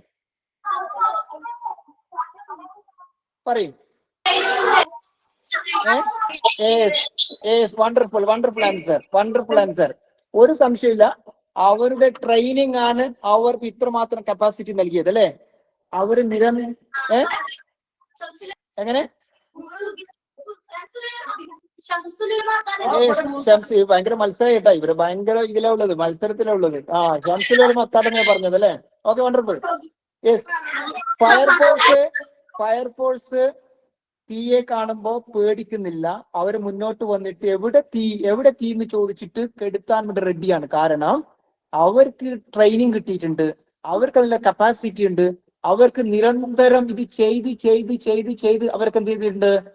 അതിനുള്ള കൃത്യമായ സംഗതികൾ അവർക്ക് മനസ്സിലായിട്ടുണ്ട്. ഞാൻ പറഞ്ഞു വരുന്നത് പരീക്ഷ പാസ്സാകാനുള്ള രണ്ടാമത്തെ സംഗതി. ആദ്യത്തെ പ്ലാനിങ് ആണ്, രണ്ടാമത്തത് റിവിഷൻ.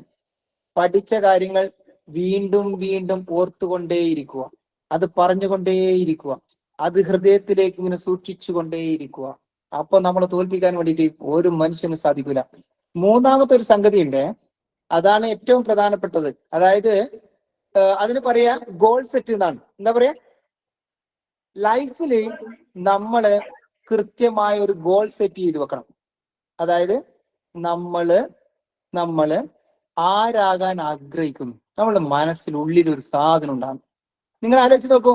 നിങ്ങൾക്ക് ഇപ്പൊ ആഗ്രഹം വലിയൊരു സ്കോളർ ആവണം, പണ്ഡിതനാവണം, എനിക്കൊരു അറബിക് പണ്ഡിതനാവണം, അല്ലെങ്കിൽ ഒരു ഇംഗ്ലീഷിന്റെ പ്രൊഫസർ ആവണം, അല്ലെങ്കിൽ ഒരു സയന്റിസ്റ്റ് ആവണം. ഇതൊക്കെ വിചാരിക്കുകയാണെങ്കിൽ നിങ്ങൾ ഒരു സയൻസിന്റെ ടീച്ചർ, സയൻസിന്റെ മാഷ് ക്ലാസ്സിലേക്ക് വരുമ്പോ നിങ്ങൾ എങ്ങനെ മുഖഭാവം ഉണ്ടാവുക? മൈ സയൻസ് ടീച്ചർ, അല്ലെങ്കിൽ എന്റെ അറബിക് ഉസ്താദ്, വണ്ടർഫുൾ. നമ്മളുടെ മുഖത്തൊക്കെ എക്സ്പ്രഷൻ ഒക്കെ വരും, നമുക്ക് ഒരു ആവേശമായിരിക്കും ഇല്ലേ? നിങ്ങൾ ഓർക്കുന്നുണ്ടോ? 4-ാമത്തെ വയസ്സിൽ നിങ്ങളെ ഉപ്പാപ്പ നിങ്ങൾക്ക് ജിലേബി ആയിട്ട് വന്നു. ജിലേബി നിങ്ങൾക്ക് ഭയങ്കര ഇഷ്ടമായിരുന്നു. 4-ാമത്തെ വയസ്സിൽ, 5-ാമത്തെ വയസ്സിൽ നിങ്ങളുടെ ഉപ്പാപ്പ ജിലേബി കൊണ്ടുവന്നപ്പോ നിങ്ങളുടെ മുഖഭാവം എങ്ങനെയായിരുന്നു? ഗ്രാൻഡ് പാ ജിലേബി അല്ലേ? ഈ ഒരു സംഗതിയോടുകൂടി നിങ്ങൾ സാറ് ക്ലാസ് എടുക്കുമ്പോഴല്ല ആവേശത്തോടെ ഇരിക്കും. പരീക്ഷയ്ക്ക് നിങ്ങൾക്ക് ഒരു ആവേശം ഉണ്ടാവും. കാരണം എന്താ? നിങ്ങൾക്കൊരു ലക്ഷ്യമുണ്ട്. ഞാൻ ഇത്ര വർഷങ്ങൾ കഴിഞ്ഞാൽ, ഞാൻ അടുത്ത 5 വർഷം അല്ലെങ്കിൽ 2030 ആകുമ്പോ ഞാൻ സയന്റിസ്റ്റ് ആവും, അല്ലെങ്കിൽ 2032 ആകുമ്പോ ഞാൻ കളക്ടർ ആവും, ഞാൻ 2035 ആകുമ്പോ ഞാൻ ഏറ്റവും അറിയപ്പെടുന്ന വിഖ്യാതനായ ഒരു സ്കോളറായി മാറും എന്നുള്ള ഒരു ഗോൾ സെറ്റ് വെച്ച് കഴിഞ്ഞാണ്ടല്ലോ, ഏത് പരീക്ഷയും നമുക്ക് നിഷ്പ്രയാസം എന്ത് ചെയ്യാൻ പറ്റും? നമുക്ക് അഭിമുഖീകരിക്കാൻ വേണ്ടി പറ്റും. എന്റെ ചോദ്യം ഇത്രയേ ഉള്ളൂ മക്കളെ, നിങ്ങൾക്ക് ദോശയാകണോ നെയ്റോസ്റ്റ് ആകണോ? പറയും, അൺമ്യൂട്ട് ചെയ്ത് പറയും. ദോശയും നെയ്റോസ്റ്റും തമ്മിലുള്ള വ്യത്യാസം എന്താ? നെയ്റോസ്റ്റ് ഭയങ്കര ടേസ്റ്റ് ആണ്. പിന്നെ എനിക്ക് നേരെ പശു നെയ്യ് ഒഴിക്കും. പിന്നെ വണ്ടർഫുൾ ആൻസർ കേട്ടാ. പിന്നെ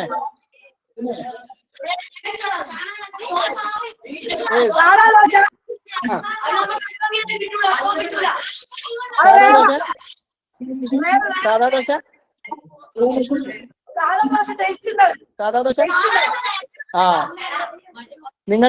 നിങ്ങൾ പറയാത്ത ഒരു സംഗതി ഉണ്ട്. ചിലപ്പോ ആരോ പറഞ്ഞോന്ന് അറിയില്ല, ഞാൻ കേൾക്കാത്തയാണോന്ന് അറിയില്ലേ. സാധാ ദോശ ചെറുതാണ്, നെയ് റോസ്റ്റ് വലുതാണ് അല്ലേ?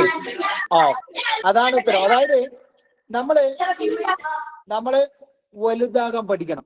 കുഞ്ഞു സംഗതികളിൽ ചുരുണ്ടുകൂടി കിടക്കേണ്ട ആളല്ല.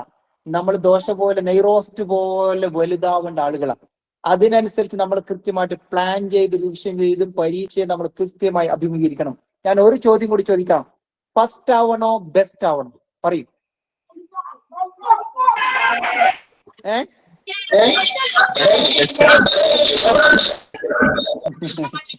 ഓക്കെ, അതിൽ കൺഫ്യൂഷൻ ഉണ്ടെന്ന് തോന്നുന്നു അല്ലേ? നോക്കൂ എന്നെ നോക്കൂ. നിങ്ങൾക്ക് ഫസ്റ്റ് ആവണോ ബെസ്റ്റ് ആവണോ എന്ന് എന്റെ ചോദ്യം. ഫസ്റ്റ് ആവണമെങ്കിൽ നമുക്ക് ഒരാളെ തോൽപ്പിക്കണം. ബെസ്റ്റ് ആവണമെങ്കിൽ ആരെയും തോൽപ്പിക്കണ്ട, നമുക്ക് നമ്മളായാൽ മതി. ഞാൻ പറയുന്നത് പ്രിയപ്പെട്ട മക്കളെ, നോക്കൂ, നിങ്ങള് ആരാവണം എന്നുള്ള നിങ്ങൾ ആഗ്രഹം ഉണ്ടല്ലോ. നിങ്ങൾ ആരാവണം എന്നുള്ള നിങ്ങൾ ഓക്കെ, ഞാൻ പറയുമ്പോൾ അൺമ്യൂട്ട് ആക്കിയാൽ മതി കേട്ടോ. ഓക്കെ, നിങ്ങൾ ആരാവണം എന്നുള്ള നിങ്ങളുടെ ആഗ്രഹം ഉണ്ടല്ലോ, നിങ്ങൾ പഠിക്കുന്ന സ്ഥലത്ത് കൃത്യമായിട്ട് ഒരു ചാർട്ട് പേപ്പറിൽ അല്ലെങ്കിൽ ഒരു സ്റ്റിക്കി പാഡിൽ കൃത്യമായിട്ട് എഴുതി ഒട്ടിക്കുക. നിങ്ങളെ ചങ്ങാതിനോട് പറയാം, എനിക്ക് കളക്ടർ ആവണം, ഇത്ര വർഷം കഴിയുമ്പോൾ ഞാൻ കളക്ടർ ആവും. അപ്പൊ ചങ്ങായി ഇടയ്ക്കിടെ നിങ്ങളെ കളിയാക്കും, കളക്ടറെ എന്നൊക്കെ കുറച്ച് കളിയാക്കും. അപ്പൊ നമുക്ക് വീണ്ടും പഠിക്കും, ഞാൻ കളക്ടർ ആവേണ്ട ആളാണല്ലേ, അപ്പൊ പഠിക്കണം എന്നൊക്കെ നമുക്കൊരു തോന്നലൊക്കെ വരും. ഇങ്ങനെ നമ്മൾ ചുമരിലൊക്കെ എഴുതി ഒട്ടിക്കുമ്പോൾ ഇടയ്ക്കിടെ അത് കാണുമ്പോൾ നമുക്കൊരു ആവേശമൊക്കെ വരും, പഠിക്കാനൊക്കെ തോന്നും. അതുകൊണ്ട് കൃത്യമായ ഒരു ലക്ഷ്യബോധം ഉണ്ടാക്കണേ. അപ്പോഴാണ് ഏത് പരീക്ഷക്കും സിമ്പിളായിട്ട് നമുക്ക് പഠിക്കാൻ പറ്റുക. ഇനി എല്ലാവരും ഒന്ന് സ്ട്രൈറ്റ് ആയിട്ട് ഇരുന്നാട്ടെ. നടുവൊക്കെ ഇങ്ങനെ നിവർത്തിയിട്ട് ഇങ്ങനെ കൈ രണ്ടും കാലിന് മുട്ടിൽ വേല വെച്ചിട്ട് നല്ല സ്ട്രൈറ്റ് ആയിട്ട് ഇരുന്നാട്ടെ മക്കളെ.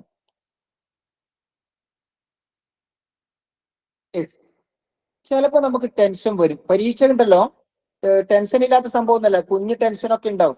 ടെൻഷൻ അടിച്ച് ഞാൻ നേരത്തെ പറഞ്ഞ പോലെ ഫ്രീസ് ആവാതിരുന്നാൽ മതി, അല്ലെങ്കിൽ ഫ്ലൈ ആവാതിരുന്നാൽ മതി, ഫൈറ്റ് ചെയ്താൽ മതി, ഒരു കുഴപ്പമില്ല. കുഞ്ഞു ടെൻഷനൊക്കെ ഉണ്ടാവും. അത്തരം ടെൻഷൻ കളയാൻ വേണ്ടിയുള്ള കുറച്ച് സംഗതികൾ ഞാൻ പറയുന്നത്, അത് നിങ്ങൾ കൃത്യമായി ചെയ്തു കഴിഞ്ഞാൽ വണ്ടർഫുൾ എക്സ്പീരിയൻസ് ആയിരിക്കും. ഒന്ന്, ടെൻഷൻ വരുന്ന സമയത്ത് നിങ്ങൾ ഒന്ന് കണ്ണ് മെല്ലെ അടക്കും. എല്ലാവരും ഇപ്പൊ ഒന്ന് ക്ലോസ് യുവർ ഐസ്. മെല്ലെ കണ്ണടക്കും. Close your eyes slowly. നിങ്ങൾക്ക് എവിടെയും ചെയ്യാം കേട്ടോ. പഠിച്ചുകൊണ്ടിരിക്കുമ്പോൾ ടെൻഷൻ വരുമ്പോൾ ചെയ്യാം, പരീക്ഷ ഹാളിൽ വെച്ചിട്ട് ചെയ്യാം, ഒക്കെ ചെയ്യാം. Close your eyes slowly. എല്ലാവരും കണ്ണടച്ചല്ലോ. ഇനി ടേക്ക് ബ്രീത്ത്. മെല്ലെ ശ്വാസം മൂക്കിലൂടെ എടുക്കുക. മെല്ലെ ശ്വാസം മൂക്കിലൂടെ എടുക്കുക. Take breath. Hold for second. കുറച്ച് സമയം ശ്വാസം അവിടെ പിടിച്ചു നിൽക്കുക. കുറെ സമയം പിടിച്ചിട്ടുണ്ട് കേട്ടോ. പിന്നെ മെല്ലെ താഴേക്ക് റിലീസ്, വായിലൂടെ പുറത്തേക്ക് വിടുക. Again take breath, hold for a second and release. Again take breath, hold for a second and release. ഇങ്ങനെ ഒരു 3 തവണ ചെയ്തു കഴിഞ്ഞാൽ നമ്മളെല്ലാ ടെൻഷനുകളും പ്രയാസങ്ങളും പ്രശ്നങ്ങളൊക്കെ പോകും. കുറെയൊക്കെ ചെയ്യും കേട്ടോ. അങ്ങനെ നമ്മൾ ഭയങ്കര റിലാക്സേഷനിലേക്ക് പോകും. അതുപോലെ തന്നെ നമുക്ക് വേറൊരു സംഗതി കൂടി ചെയ്യാൻ. ശരിക്കും നോക്കിക്കോളൂ.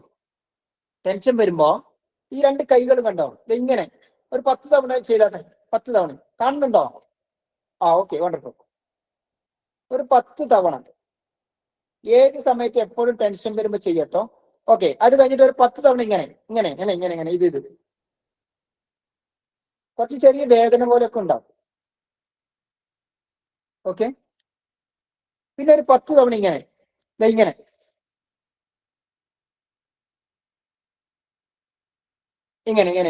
10 തവണ. പിന്നെ ഒരു 10 തവണ ഇത്.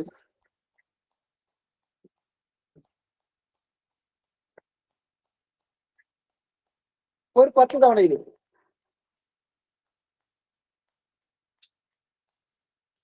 അവസാനത്തെ ഒരു സാധനമാണ് കിടിലൻ സാധനം.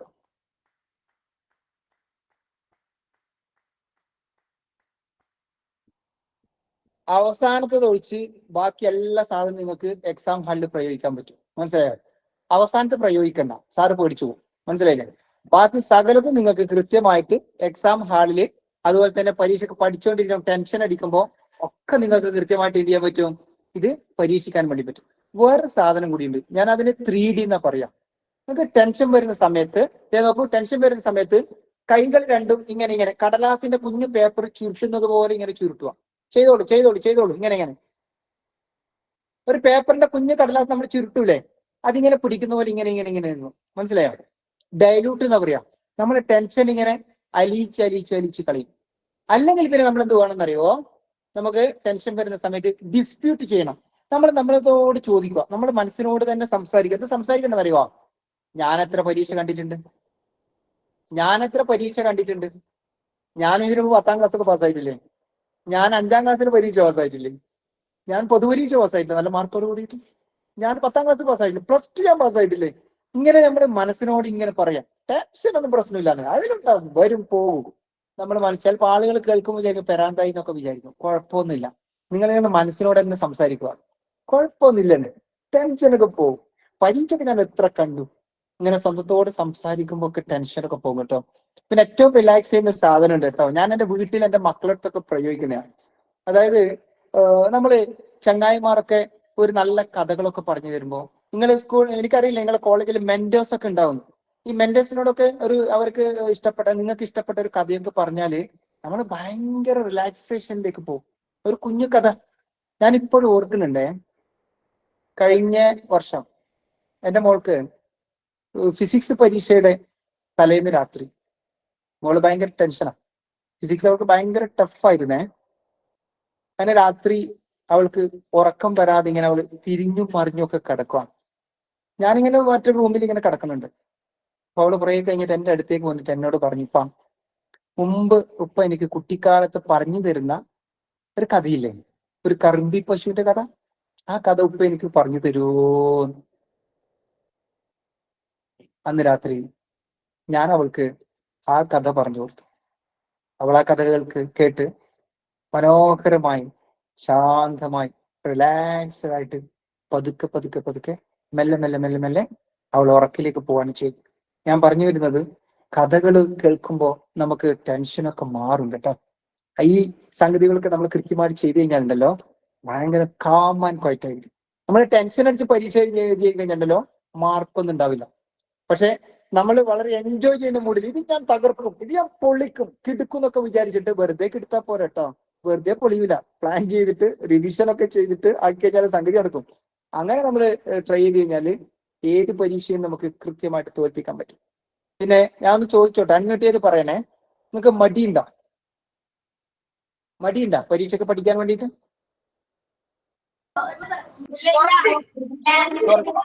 കുറച്ച് മടിയുണ്ടല്ലേ? ചില വണ്ടർഫുൾ. ഓക്കെ, എനിക്ക് മനസ്സിലായി. ഇനി മ്യൂട്ട് ചെയ്തോളൂ. നിങ്ങൾക്ക് കുറച്ചു പേർക്ക് മടിയുണ്ട് എന്ന് മനസ്സിലായി, കുറച്ചു പേർക്ക് നല്ലോണം മടിയുണ്ട് എന്ന് മനസ്സിലായി, ചില ആളുകൾക്ക് മടിയേ ഇല്ല എന്ന് മനസ്സിലായി.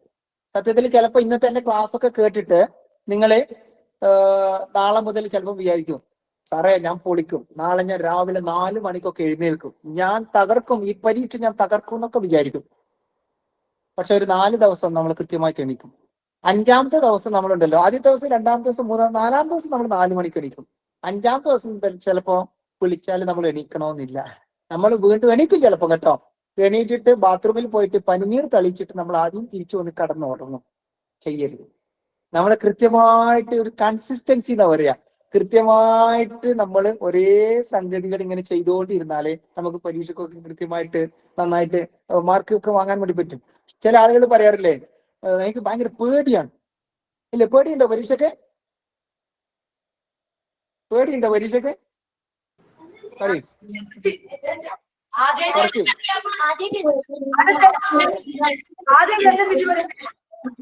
ആദ്യത്തെ പരീക്ഷയ്ക്ക് ഭയങ്കര പേടിയുണ്ടാവും, പിന്നെ പേടിയൊന്നും ഉണ്ടാവില്ല അല്ലെ? ഓക്കെ, പിന്നെ കുറച്ച് കുറയും. ഓക്കെ. മീട്ടായിക്കോ. സത്യത്തിലുണ്ടല്ലോ, നമ്മള് പരീക്ഷകളെ പേടിച്ചു കഴിഞ്ഞാല് നമ്മൾ തലയിലേക്ക് ബ്ലോക്ക് വരിക, പിന്നെ നമുക്ക് കിട്ടുന്ന ആൻസർ കൂടി അവിടെ ബ്ലോക്കായി മാറുക ചെയ്യാം. പരീക്ഷ പേടിക്കേണ്ട സാധനമൊന്നുമല്ല. നമ്മളെ തോൽപ്പിക്കാൻ വേണ്ടിയിട്ട് ഒരു സാറന്മാരും ഒരു ടീച്ചേഴ്സും ശ്രമിക്കുന്നേ ഇല്ല. പകരം അവരാഗ്രഹിക്കും നമ്മളെ ജയിപ്പിക്കാനാണ്. ഉസ്താദുമാരായാലും അവരാഗ്രഹം നമ്മളെ ഏറ്റവും നന്നായിട്ട് ജയിപ്പിക്കാനാണ്. തോൽപ്പിക്കാൻ ആരും ശ്രമിക്കുന്നേ ഇല്ലെന്നേ. നമ്മളൊന്ന് ജസ്റ്റ് ഒന്ന് ട്രൈ ചെയ്താൽ മാത്രം മതി. നമ്മളുണ്ടല്ലോ, നമ്മൾ പൊളിക്കും. നിങ്ങൾ ആലോചിച്ച് നോക്കും. ചില കുട്ടികൾ ചിലപ്പോൾ നമ്മളോട് പറയും, നമ്മളെ ഫ്രണ്ട് ആയിരിക്കും, ചിലപ്പോൾ പറയും, നീ കളക്ടർ ആവാനാ, നിനക്ക് ഫുൾ A+ കിട്ടാൻ, എനിക്ക് ഫുൾ മാർക്ക് കിട്ടാനോ, എനിക്ക് സ്റ്റുപ്പിഡ് എന്നൊക്കെ പറയും ചില ചങ്ങായിമാരൊക്കെ ഉണ്ട്. അങ്ങനെയൊക്കെ പറയുമ്പോൾ ഉണ്ടല്ലോ, നമ്മൾ തളർന്നു പോകരുത്. ചില ആളുകൾക്ക് അങ്ങനെ കേൾക്കുമ്പോണ്ടല്ലോ നമ്മൾ തളർന്ന് ആകെ ഡെസ്പായിട്ടുണ്ട്, ഉരുകിത്തീരും. അങ്ങനെ പറയുമ്പോൾ അവരോട് പറഞ്ഞാൽ മതി, I am not stupid, I am genius. നമ്മളിടയ്ക്ക് കണ്ണാടിയിലൊക്കെ നോക്കണം കേട്ടോ. കണ്ണാടിയിലൊക്കെ നോക്കിയിട്ട് ഇടയ്ക്ക് ഇങ്ങനെ കോളറൊക്കെ പൊക്കി വെക്കണം. കോളറൊക്കെ പൊക്കിയിട്ട് കണ്ണാടിയിൽ നോക്കുക. എന്നിട്ട് എന്ത് പറയാ, കണ്ണാടിയിൽ നോക്കി നമ്മളോട് തന്നെ പറയാം, I am okay, I am happy, I am the king എന്നൊക്കെ പറയാം. എന്ത് പറയാ, ഞാൻ സൂപ്പറാണ്, ഞാൻ പവറുള്ള ആളാണ്, ഞാൻ ഈ പരീക്ഷ പൊളിക്കും എന്നൊക്കെ നമ്മളോട് തന്നെ ഇങ്ങനെ കണ്ണാടിയിലൊക്കെ നോക്കിയിട്ട് പറയാം. കേൾക്കുന്നവർ ചിലപ്പോൾ ഭ്രാന്തെന്നൊക്കെ വിചാരിക്കും. ഒരു കുഴപ്പമില്ല. നമ്മൾ മനസ്സിലങ്ങനെ ഉറപ്പിച്ച് തീരുമാനിച്ച് കണ്ണാടിയിൽ നോക്കിയിട്ട് നമ്മളോട് ഇത് അഹങ്കാരം എന്നല്ല കേട്ടോ, ഇത് അഹങ്കാരം എന്നല്ല, ഇത് ആത്മാർത്ഥം എന്ന് പറയാം. നമ്മളെ സ്നേഹിക്കാൻ പഠിക്കാം. അള്ളാഹു സുബ്ഹാനഹു വ തആല നമുക്ക് പല കഴിവുകളും തന്നിട്ടുണ്ട്. അള്ളാഹു സുബ്ഹാനഹു വ തആല പല സംഗതികൾ നമ്മൾ ഉള്ളിലേക്ക് വിളമ്പിയിട്ടുണ്ട്. നമ്മൾ കാണാത്തോണ്ടാ, നമ്മൾ നോക്കാത്തോണ്ടാ, നമ്മൾ ഇതുവരെ അറിഞ്ഞിട്ടില്ല, നമ്മൾ തപ്പിക്കൊണ്ടിരിക്കുവാണ്. നോക്കൂ, അള്ളാഹു സുബ്ഹാനഹു വ തആല നമ്മളെ വിളമ്പിയ കഴിവുകള് നമ്മൾ തിരിച്ചു പിടിക്കണം. പിന്നെ നന്നായിട്ട് പ്രാർത്ഥിക്കുക കേട്ടോ. അള്ളാഹു സുബ്ഹാനഹു വ തആല നമുക്ക് പ്രയാസമൊക്കെ ഉണ്ടാകുമ്പോൾ, ടെൻഷനൊക്കെ ആകുമ്പോൾ ഒരു ലിങ്കൊക്കെ തരും. ഇൻസ്റ്റാഗ്രാമിലേക്കുള്ള ലിങ്കാണോ, ഫേസ്ബുക്കിലേക്കുള്ള ലിങ്കാണോ, യൂട്യൂബിലേക്കുള്ള ലിങ്കാണോ? അല്ല, ജീവിതത്തിലേക്ക് പ്രതിസന്ധി മറികടക്കാനുള്ള, ഓവർകം ചെയ്യാനുള്ള ലിങ്ക് അള്ളാഹു നമുക്ക് തരും. എല്ലാ പ്രയാസങ്ങളിൽ നിന്നും അല്ലേ,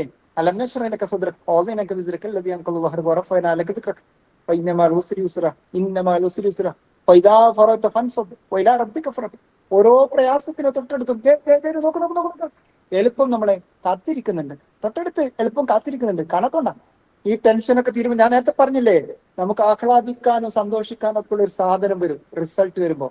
അതിനായി കാത്തിരിക്കുക. പിന്നെ നിങ്ങൾ ഏറ്റവും കൂടുതൽ വിശ്വസിക്കേണ്ട രണ്ട് പേര് നമ്മുടെ വീട്ടിലുണ്ട്. നിങ്ങൾ ആലോചിക്കുന്നുണ്ടോ? നമ്മളെ മാതാപിതാക്കള് നമുക്ക് വേണ്ടിയിട്ട് അവർ കാത്തിരിക്കുക. നമുക്ക് വേണ്ടിയിട്ട് ആ രണ്ടുപേര് കാത്തിരിക്കും. നിങ്ങൾ ഓർത്തു നോക്കും. ഉമ്മയ്ക്ക് ഓരോ നേരവും ഓരോ മണമായിരുന്നു. രാവിലെ ദോശയുടെ മണം, ഉച്ചക്ക് സാമ്പാറിന്റെ മണം, രാത്രി കർപ്പൂരത്തിന്റെ മണം.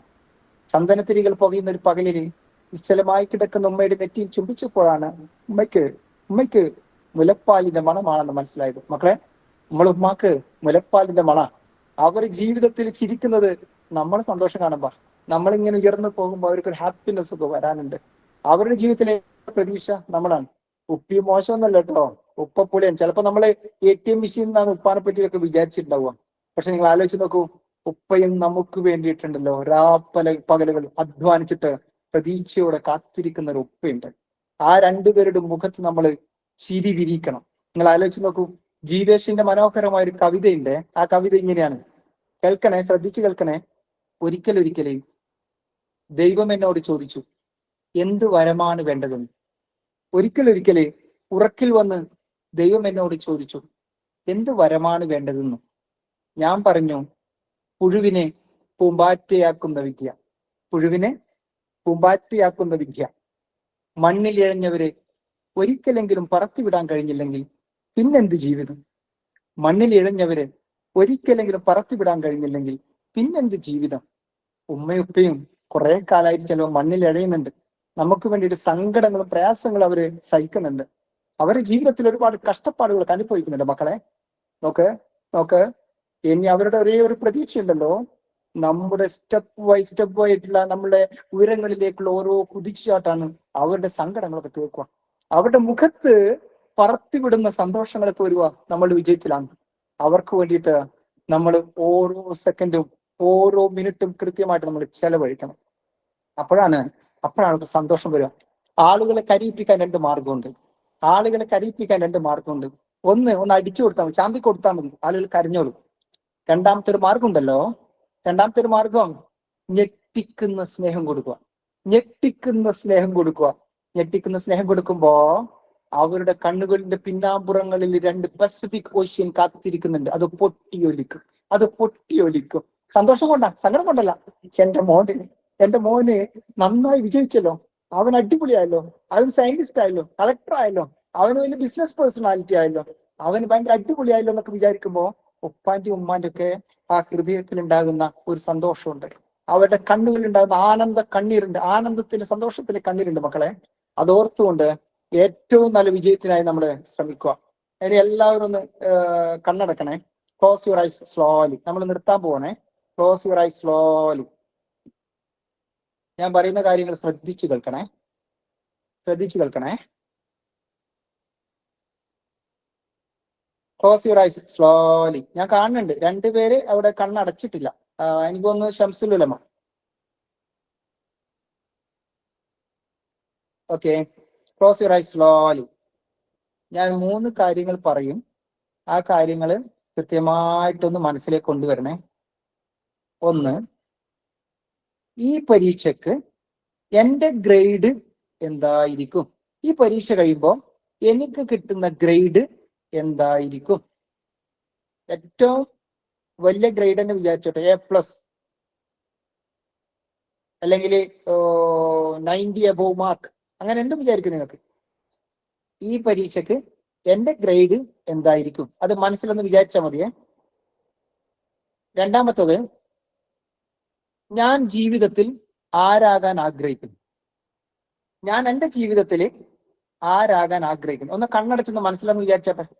ഇത് ശരിയായിക്കൊള്ളണമെന്നൊന്നുമില്ല കേട്ടോ, നിങ്ങൾക്ക് വേണമെങ്കിൽ മാറ്റമൊക്കെ ചെയ്യാം. പക്ഷെ എന്നാലും മനസ്സിൽ തോന്നുന്ന നിങ്ങളുടെ കഴിവനുസരിച്ചുള്ള ഒരു സംഗതി ഒന്ന് വിചാരിച്ചോട്ടെ. ഞാൻ എൻ്റെ ജീവിതത്തിൽ ഞാൻ ആരാകാൻ ആഗ്രഹിക്കുന്നു.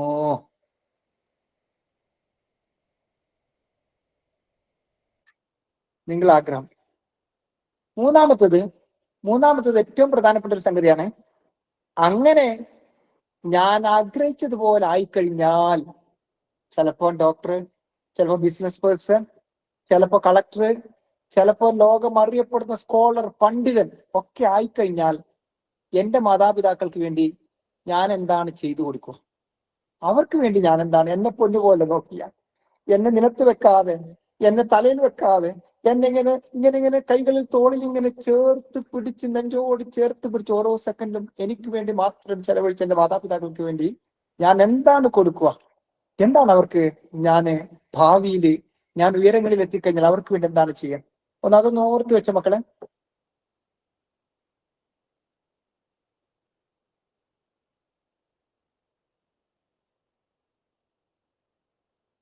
Yes, open your eyes, open your eyes. മക്കളെ, നിങ്ങൾ ഈ വിചാരിച്ച സംഗതി ഇല്ലേ, ഈ സംഗതികൾ എല്ലാം നിങ്ങളുണ്ടല്ലോ കൃത്യമായിട്ട് ഒരു പേപ്പറിൽ അല്ലെങ്കിൽ ഡയറിയിൽ നോട്ടിന്റെ ഏതെങ്കിലും ഒരു ഭാഗത്ത് എഴുതിയിട്ട് നിങ്ങൾ കാണുന്ന സ്ഥലത്ത് ഇത് ഒട്ടിച്ചു വെക്കണം. അല്ലെങ്കിൽ എപ്പോഴും വിഷ്വൽ ആകുന്ന ഒരു സ്ഥലത്ത് നിങ്ങൾ അത് എക്സിബിറ്റ് ചെയ്യണം. ഇടയ്ക്കിടെ നോക്കണം, കാണണം.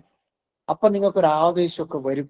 നിങ്ങളത് കൃത്യമായി ചെയ്തു കഴിഞ്ഞാൽ ഏത് പരീക്ഷയെയും കൃത്യമായിട്ട് പഠിച്ച് പ്ലാൻ ചെയ്ത് റിവിഷൻ ചെയ്ത് തോൽപ്പിക്കാനുള്ള കപ്പാസിറ്റി നിങ്ങൾക്ക് ഉണ്ടാകും. നിങ്ങൾ പരീക്ഷയ്ക്ക് പോകുമ്പോൾ ഏറ്റവും കൂടുതൽ ശ്രദ്ധിക്കേണ്ട ഒരു സംഗതി കൂടി പറയാണ്, ടൈം മാനേജ്മെന്റ്. ടൈം മാനേജ്മെന്റ് കൃത്യമായിട്ട് 4-5 മാർക്കിന്റെ ചോദ്യത്തിന് ഒറ്റ വാക്കിൽ ഉത്തരം എഴുതിയാൽ മതിയാവില്ല. അല്ലെങ്കിൽ 10 മാർക്കിന്റെ ചോദ്യത്തിന് 2-3 സെന്റൻസിൽ ഉത്തരം എഴുതിയാൽ മതിയാവില്ല. മാർക്ക് അനുസരിച്ച് കൃത്യമായി ടൈം വിനിയോഗിച്ചിട്ട് വേണം നമ്മൾ ഓരോന്നും എഴുതാൻ. രാവിലെ എക്സാം ഹാളിൽ പോവുക, ഒന്ന് റിലാക്സ് ആവുക, ഡീപ്പ് ബ്രീത്ത് ചെയ്യുക. ഞാൻ നേരത്തെ പറഞ്ഞ പോലെ ബുക്കിലൂടെ ശ്വാസം എടുക്കുകയും വായിലൂടെ ശ്വാസം വിടുകയൊക്കെ ചെയ്യുക.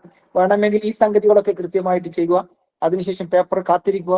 ഏറ്റവും മനോഹരമായ വടിവത്ത അക്ഷരത്തിൽ ഭംഗിയോടുകൂടി ആൻസർ ഷീറ്റിലേക്ക് ഓരോ സംഗതികളും എഴുതുക.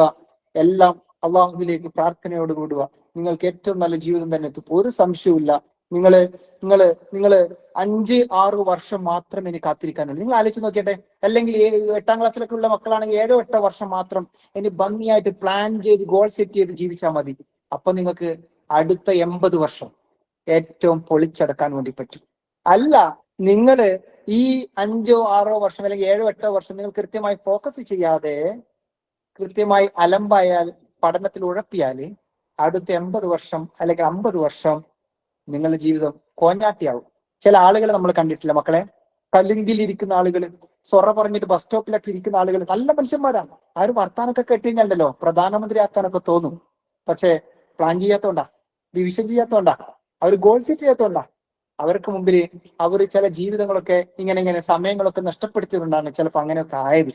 നിങ്ങൾ ഓർത്ത് നോക്കും, വലുതായിട്ടാകുമ്പോൾ നമുക്ക് ഒരുപാട് വലിയ വലിയ രാജ്യങ്ങളിലൊക്കെ യാത്രകളൊക്കെ പോകണമെങ്കിൽ നല്ല ജോലിയൊക്കെ വേണം, നല്ല കപ്പാസിറ്റി ഒക്കെ വേണം.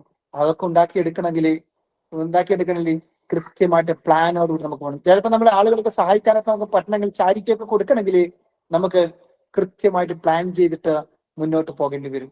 നിങ്ങൾ ഉറക്കം ഒഴിഞ്ഞിട്ട് കൂടുതൽ പഠിക്കാൻ നിൽക്കരുത്. ആവശ്യത്തിന് ഉറങ്ങുക. അതേസമയം ഭക്ഷണത്തിലും കുറച്ചൊന്ന് ശ്രദ്ധിക്കണം. ജങ്ക് ഫുഡൊക്കെ പരമാവധി ഒഴിവാക്കണം. മീന് നന്നായിട്ട് കഴിക്കാം, പ്രത്യേകിച്ച് മത്തിയും അയിലയും. 2 മത്തി കഴിച്ചു പോയി കഴിഞ്ഞാല് പരീക്ഷയ്ക്ക് ഭയങ്കര മെമ്മറി ആയിരിക്കും അത്രേ. omega-3 ഉണ്ടാവും എന്നാ പറയുന്നത്.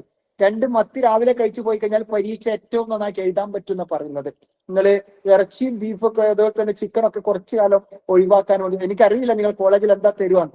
നാളെ മുതൽ കോളേജിൽ വന്ന് ചങ്ങായി ക്ലാസ് എടുത്ത് പോയിട്ട് ഇപ്പൊ ഉള്ളതും ഇല്ലാണ്ടായിന്നൊന്നും പറയണ്ട, മനസ്സിലായില്ലേ? ഇപ്പൊ മത്തിയൊക്കെ കഴിക്കുകയാണെങ്കിൽ, അതിലേക്ക് കഴിക്കുകയാണെങ്കിൽ ഏറ്റവും ബെസ്റ്റ് ആയിരിക്കും.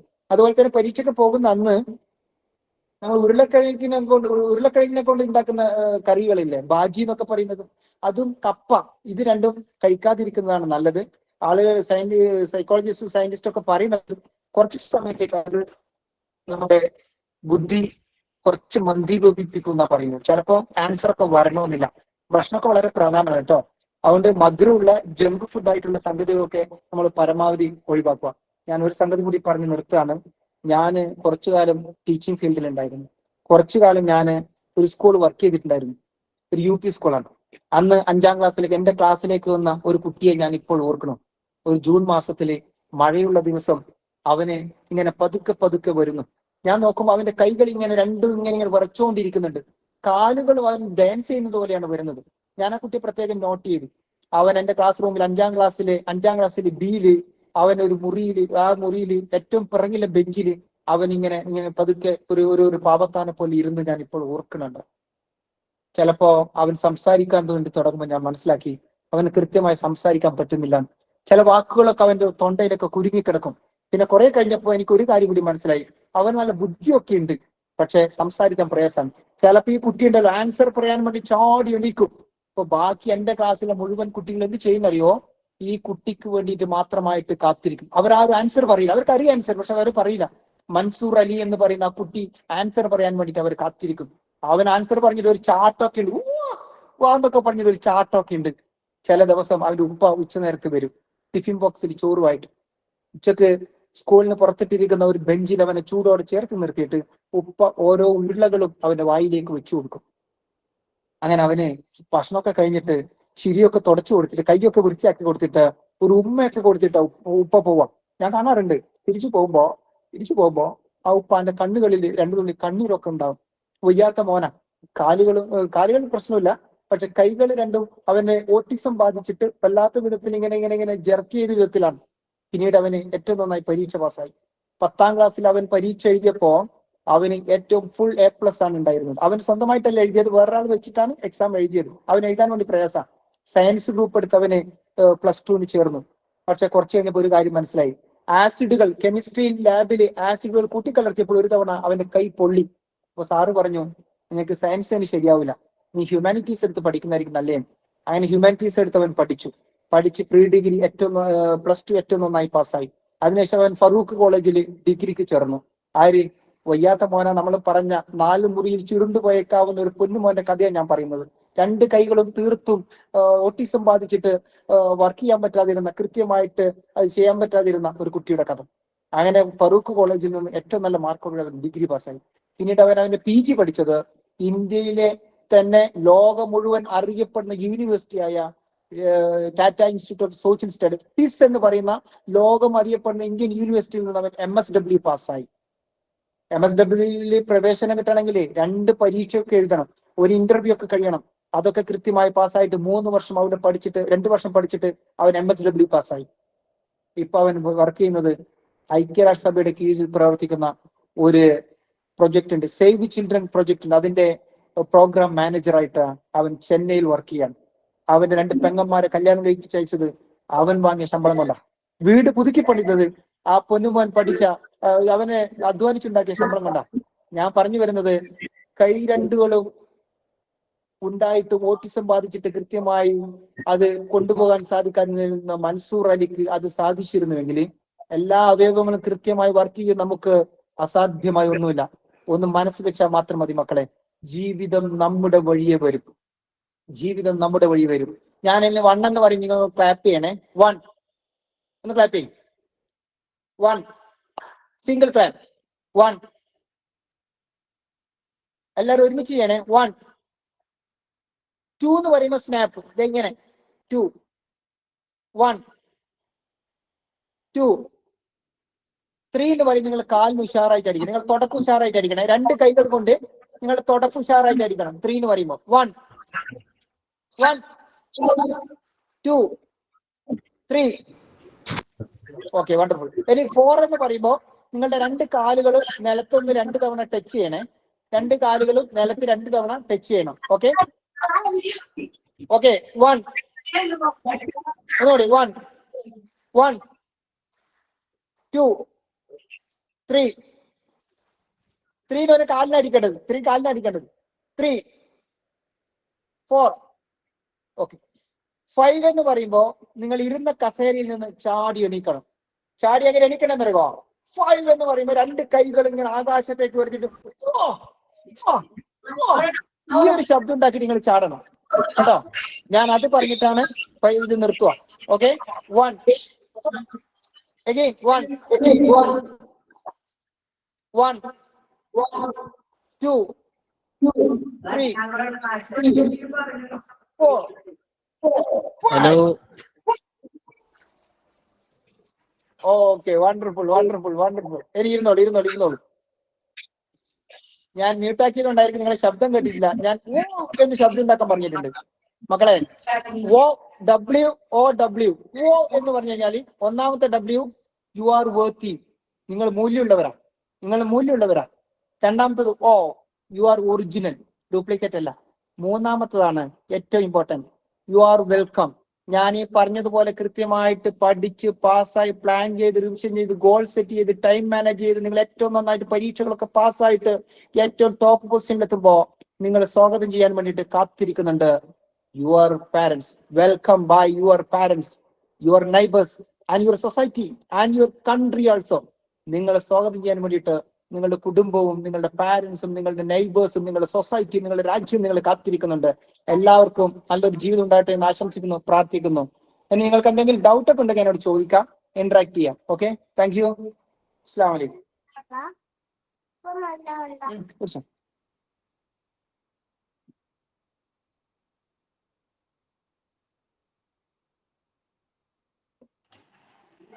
ബഹുമാനപ്പെട്ട നാസറുൽ ഇസ്ലാമിന്റെ നല്ലൊരു സെഷൻ ആയിരുന്നു. ഇനി സ്റ്റുഡൻസിന് ഒരു 10 മിനിറ്റ് സമയം. ഇപ്പൊ തന്നെ നമ്മുടെ സമയം കുറച്ച് വൈകിട്ട് നമ്മുടെ ക്ലാസ്സിന്റെ സാറിന്റെ മനോഹരമായ ക്ലാസ്സിൽ മുഴുകിയിരുന്നത് കൊണ്ട് സമയം അറിയാതെ പോയതാണ്. ഒരു 10 മിനിറ്റ് സമയമുണ്ട്. അതുകൊണ്ട് ആ സമയത്തിനുള്ളിൽ വിദ്യാർത്ഥികൾക്ക് എന്തെങ്കിലും സംശയങ്ങൾ ഉണ്ടെങ്കിലൊക്കെ സാറിനോട് ചോദിക്കാം.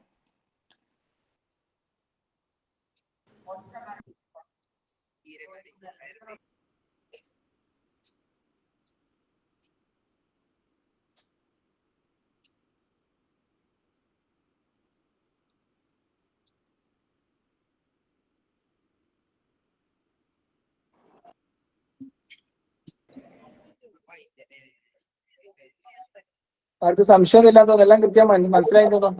പരീക്ഷ എഴുതിയാ വേണ്ടത് അല്ലേ?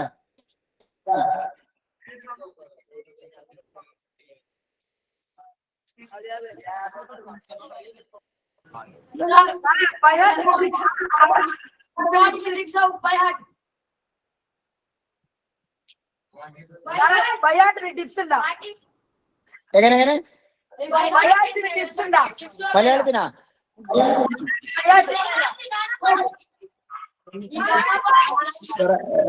മനപ്പാടമാക്കാൻ എന്തെങ്കിലും ടിപ്സ് ഉണ്ടോ സാറേ? മനപ്പാടമാക്കാൻ അല്ലേ? മനപ്പാടമാക്കാനുള്ള ടിപ്സാണ് ഞാൻ നേരത്തെ പറഞ്ഞത്. ഈ ഒരു മിനിറ്റ് ശ്രദ്ധിക്കണേ. അബ്രിവേഷൻ മെത്തേഡ്, ന്യൂമോണിക്സ് എന്ന് പറഞ്ഞ് ഞാൻ പറഞ്ഞിട്ടുണ്ട്. അതായത് ഏറ്റവും നല്ലൊരു മെത്തേഡ്, അതിന്റെ അപ്പുറം കവിച്ചേക്കാനുള്ള മെത്തേഡ് ഇതുവരെ ഉണ്ടായിട്ടില്ലെന്ന് എനിക്ക് തോന്നുന്നത്. ഞാൻ പറഞ്ഞല്ലോ വിബ്ജിയർ. വിബ്ജിയർ നമ്മളൊരു അല്ലെ, നമ്മളെ ആ മഴവില്ലിന്റെ കളറുകൾ നമ്മൾ പഠിച്ചത് അങ്ങനെ ഇന്ന് വരെ മറന്നിട്ടില്ല.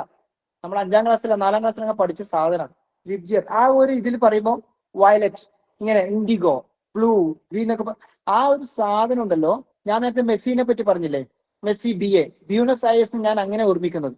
ഓക്കെ, അങ്ങനെ എനിക്ക് കുറെ ഫുട്ബോൾ കളിക്കാർ, ക്രിക്കറ്റ് കളിക്കാർക്ക് MA-ക്കാരും MSc-ക്കാരും LLB-ക്കാരൊക്കെ ഉണ്ട്. ഞാൻ അവരുടെ പേരിനൊക്കെ ബേക്കിൽ അതൊക്കെ ഇട്ടിട്ടുണ്ട്. പക്ഷെ എനിക്ക് ഓർമ്മിക്കാനാണ് പലതും. അപ്പൊ ഞാൻ ഇങ്ങനെ നമ്മൾ ചുരുക്ക അബ്രിവേഷൻ എന്ന് പറയാം, ചുരുക്കിയിട്ട് ഓരോന്നും ഓർമ്മിച്ച് വെക്കുകയാണെങ്കിൽ ഏറ്റവും നന്നായിട്ട് ചെയ്യും. പിന്നെ ഓർമ്മിക്കാൻ ഏറ്റവും നല്ല മെത്തഡ് എന്നറിയോ, ബൈ ഹാർട്ട് ചെയ്യാൻ? ഞാൻ നേരത്തെ പറഞ്ഞ രണ്ടാമത്തെ സാധനം റിവിഷൻ. പഠിച്ചത് വീണ്ടും വീണ്ടും ഉരുവിട്ടുകൊണ്ടേയിരിക്കുക, മനപ്പാടം. നമ്മൾ നടക്കുമ്പോഴും ഇരിക്കുമ്പോഴും അതിന്റെ പോയിന്റ്സുകൾ. പിന്നെ ഒരു കാര്യം കൂടി ശ്രദ്ധിക്കുക, ഫ്ലാഷ്. അത് ഇനിയിപ്പോ പരീക്ഷയുടെ തലേന്ന് ചെയ്യേണ്ടതല്ല, നമ്മൾ അധ്യയന വർഷം സ്റ്റാർട്ടിങ്ങിലെ ചെയ്യേണ്ട ഒരു കാര്യമുണ്ട്. എന്ന് വെച്ചാല് ഫ്ലാഷ് കാർഡ് എന്നൊക്കെ ഒരു സാധനമുണ്ട്. Flash card. ഈ കാർഡില് ഒരു ഭാഗത്ത് നമ്മൾ ഏറ്റവും പ്രധാനപ്പെട്ട ടോപ്പിക് എഴുതുന്നു, അതിന്റെ ബാക്കിൽ അതുമായിട്ട് ബന്ധപ്പെട്ട ഏറ്റവും പ്രധാനപ്പെട്ട കുറച്ച് പോയിന്റ്സ്. ഏത് സമയത്തും ഈ ഫ്ലാഷ് കാർഡ് എടുക്കുമ്പോൾ നമുക്ക് അതിന്റെ ബാക്കിലുള്ള സംഗതികൾ പെട്ടെന്ന് ഒരു നോട്ടത്തിൽ തന്നെ നമ്മൾ ഇങ്ങനെ മനസ്സിലാക്കാൻ വേണ്ടി സാധിക്കുന്നതാണ്. ഓക്കെ, അതുപോലെ തന്നെ നമ്മൾ പഠിക്കുന്ന സ്ഥലത്ത് സ്റ്റിക്കി നോട്ടിനെ കൊണ്ട് നമുക്ക് അത്യാവശ്യമുള്ള ഈ സൂത്രവാക്യങ്ങളൊക്കെ എഴുതി സൂക്ഷിക്കാവുന്നതാണ്, എഴുതി ഒട്ടിക്കാവുന്ന ഏറ്റവും കാണുന്ന വിധത്തിൽ ചില പ്രധാനപ്പെട്ട മഹത് വചനങ്ങളൊക്കെ നമുക്ക് എഴുതി ഒട്ടിക്കാവുന്നതാണ്, കൊട്ടേഷനുകളൊക്കെ എഴുതി ഒട്ടിക്കാവുന്നതാണ്. അതൊക്കെ നമുക്ക് പെട്ടെന്ന് ക്യാച്ച് ചെയ്യാൻ വേണ്ടി ഇടയ്ക്കിടെ നമ്മൾ കണ്ടുകൊണ്ടിരിക്കുമ്പോൾ നമുക്ക് ഭയങ്കര ക്യാച്ചിങ് ആയിരിക്കും അത്.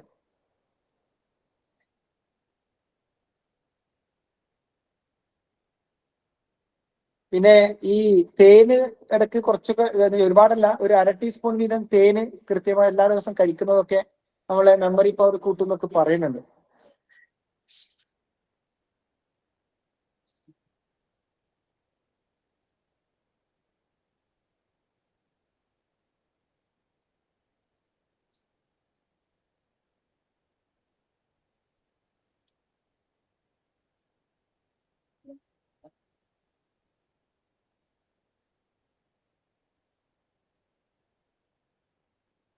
ഇസ്വത്തുൽ ഇസ്ലാം ആരെങ്കിലും ഉണ്ടോ? ഷംസുൽ ഉലമ.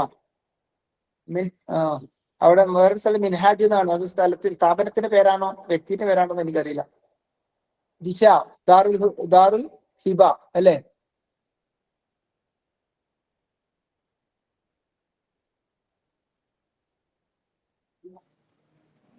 അസ്സലാമു അലൈക്കും വറഹ്മത്തുള്ളാഹി.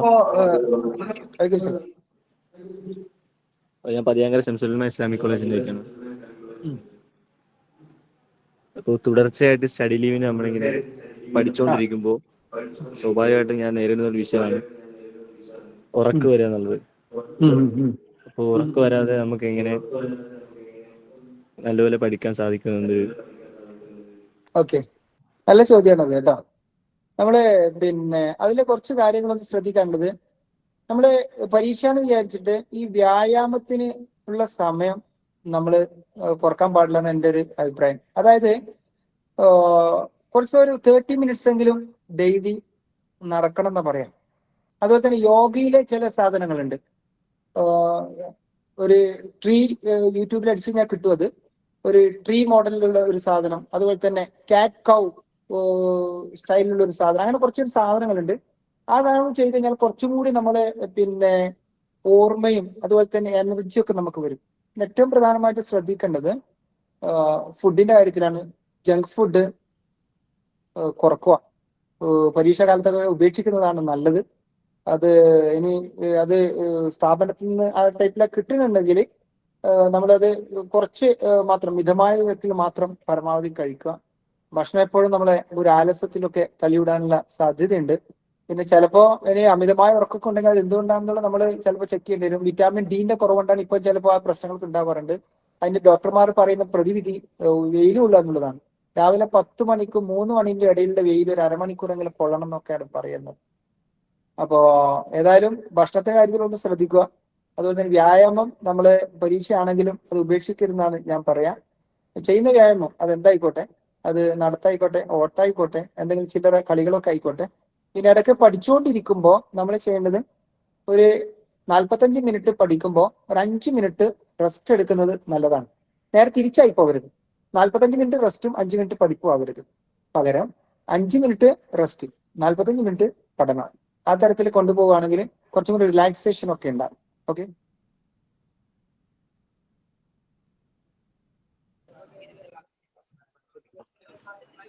Thank you sir.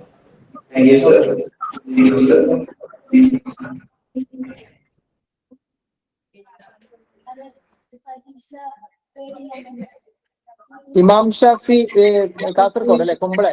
ഞാൻ മുമ്പ് പോയിട്ടുണ്ട് അവിടെ 2 വർഷം മുമ്പ്.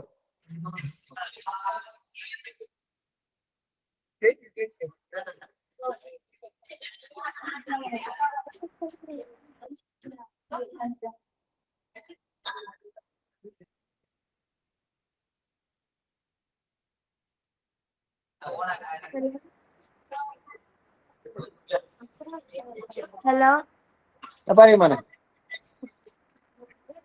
ഹലോ,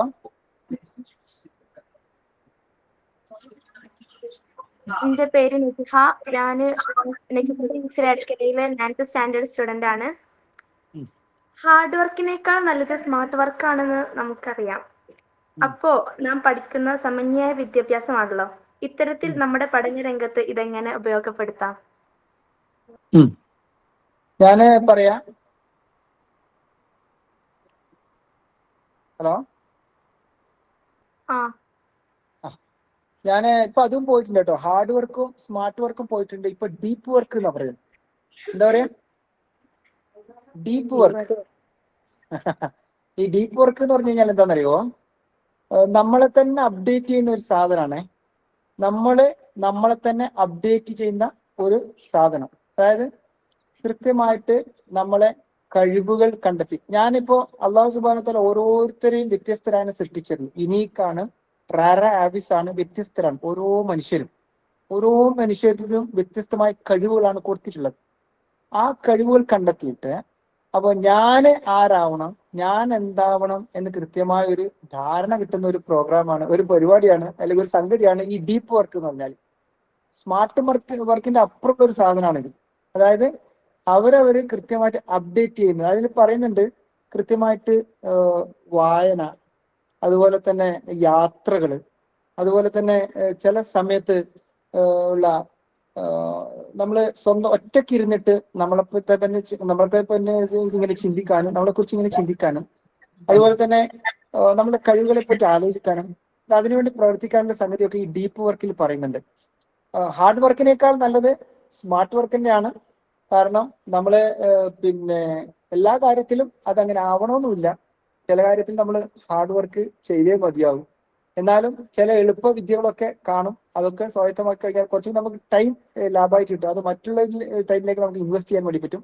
ഡീപ്പ് വർക്ക് എന്ന് പറഞ്ഞു കഴിഞ്ഞാൽ സ്വന്തത്തെ വളർത്താനും നമ്മളെ കഴിവുകളെ തിരിച്ചറിയാനും ആ കഴിവുകളനുസരിച്ചിട്ട് നമ്മളെ പരുവപ്പെടുത്താനും അങ്ങനെ നമുക്ക് കൃത്യമായിട്ട് ഗോൾ സെറ്റ് ചെയ്തിട്ട് മുന്നോട്ട് പോകാനുള്ള ഒരു സംഗതിയാണ്.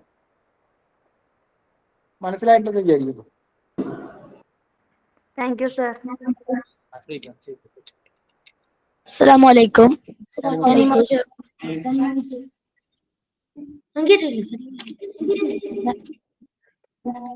അസ്സലാമു അലൈക്കും വറഹ്മത്തുള്ളാഹി.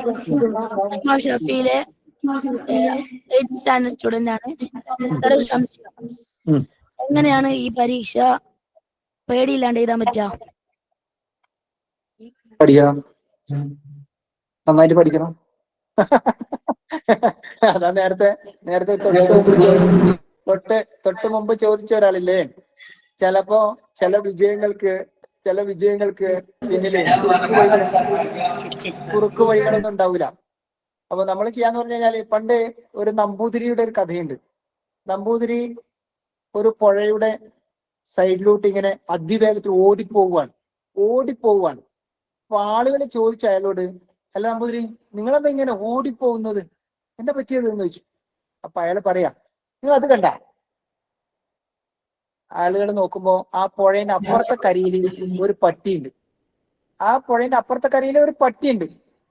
പട്ടി അവിടെ ഒരു ചങ്ങലയിൽ ബന്ധിച്ചിരിക്കുകയാണ്. അത് കുരക്കുന്നുണ്ട്.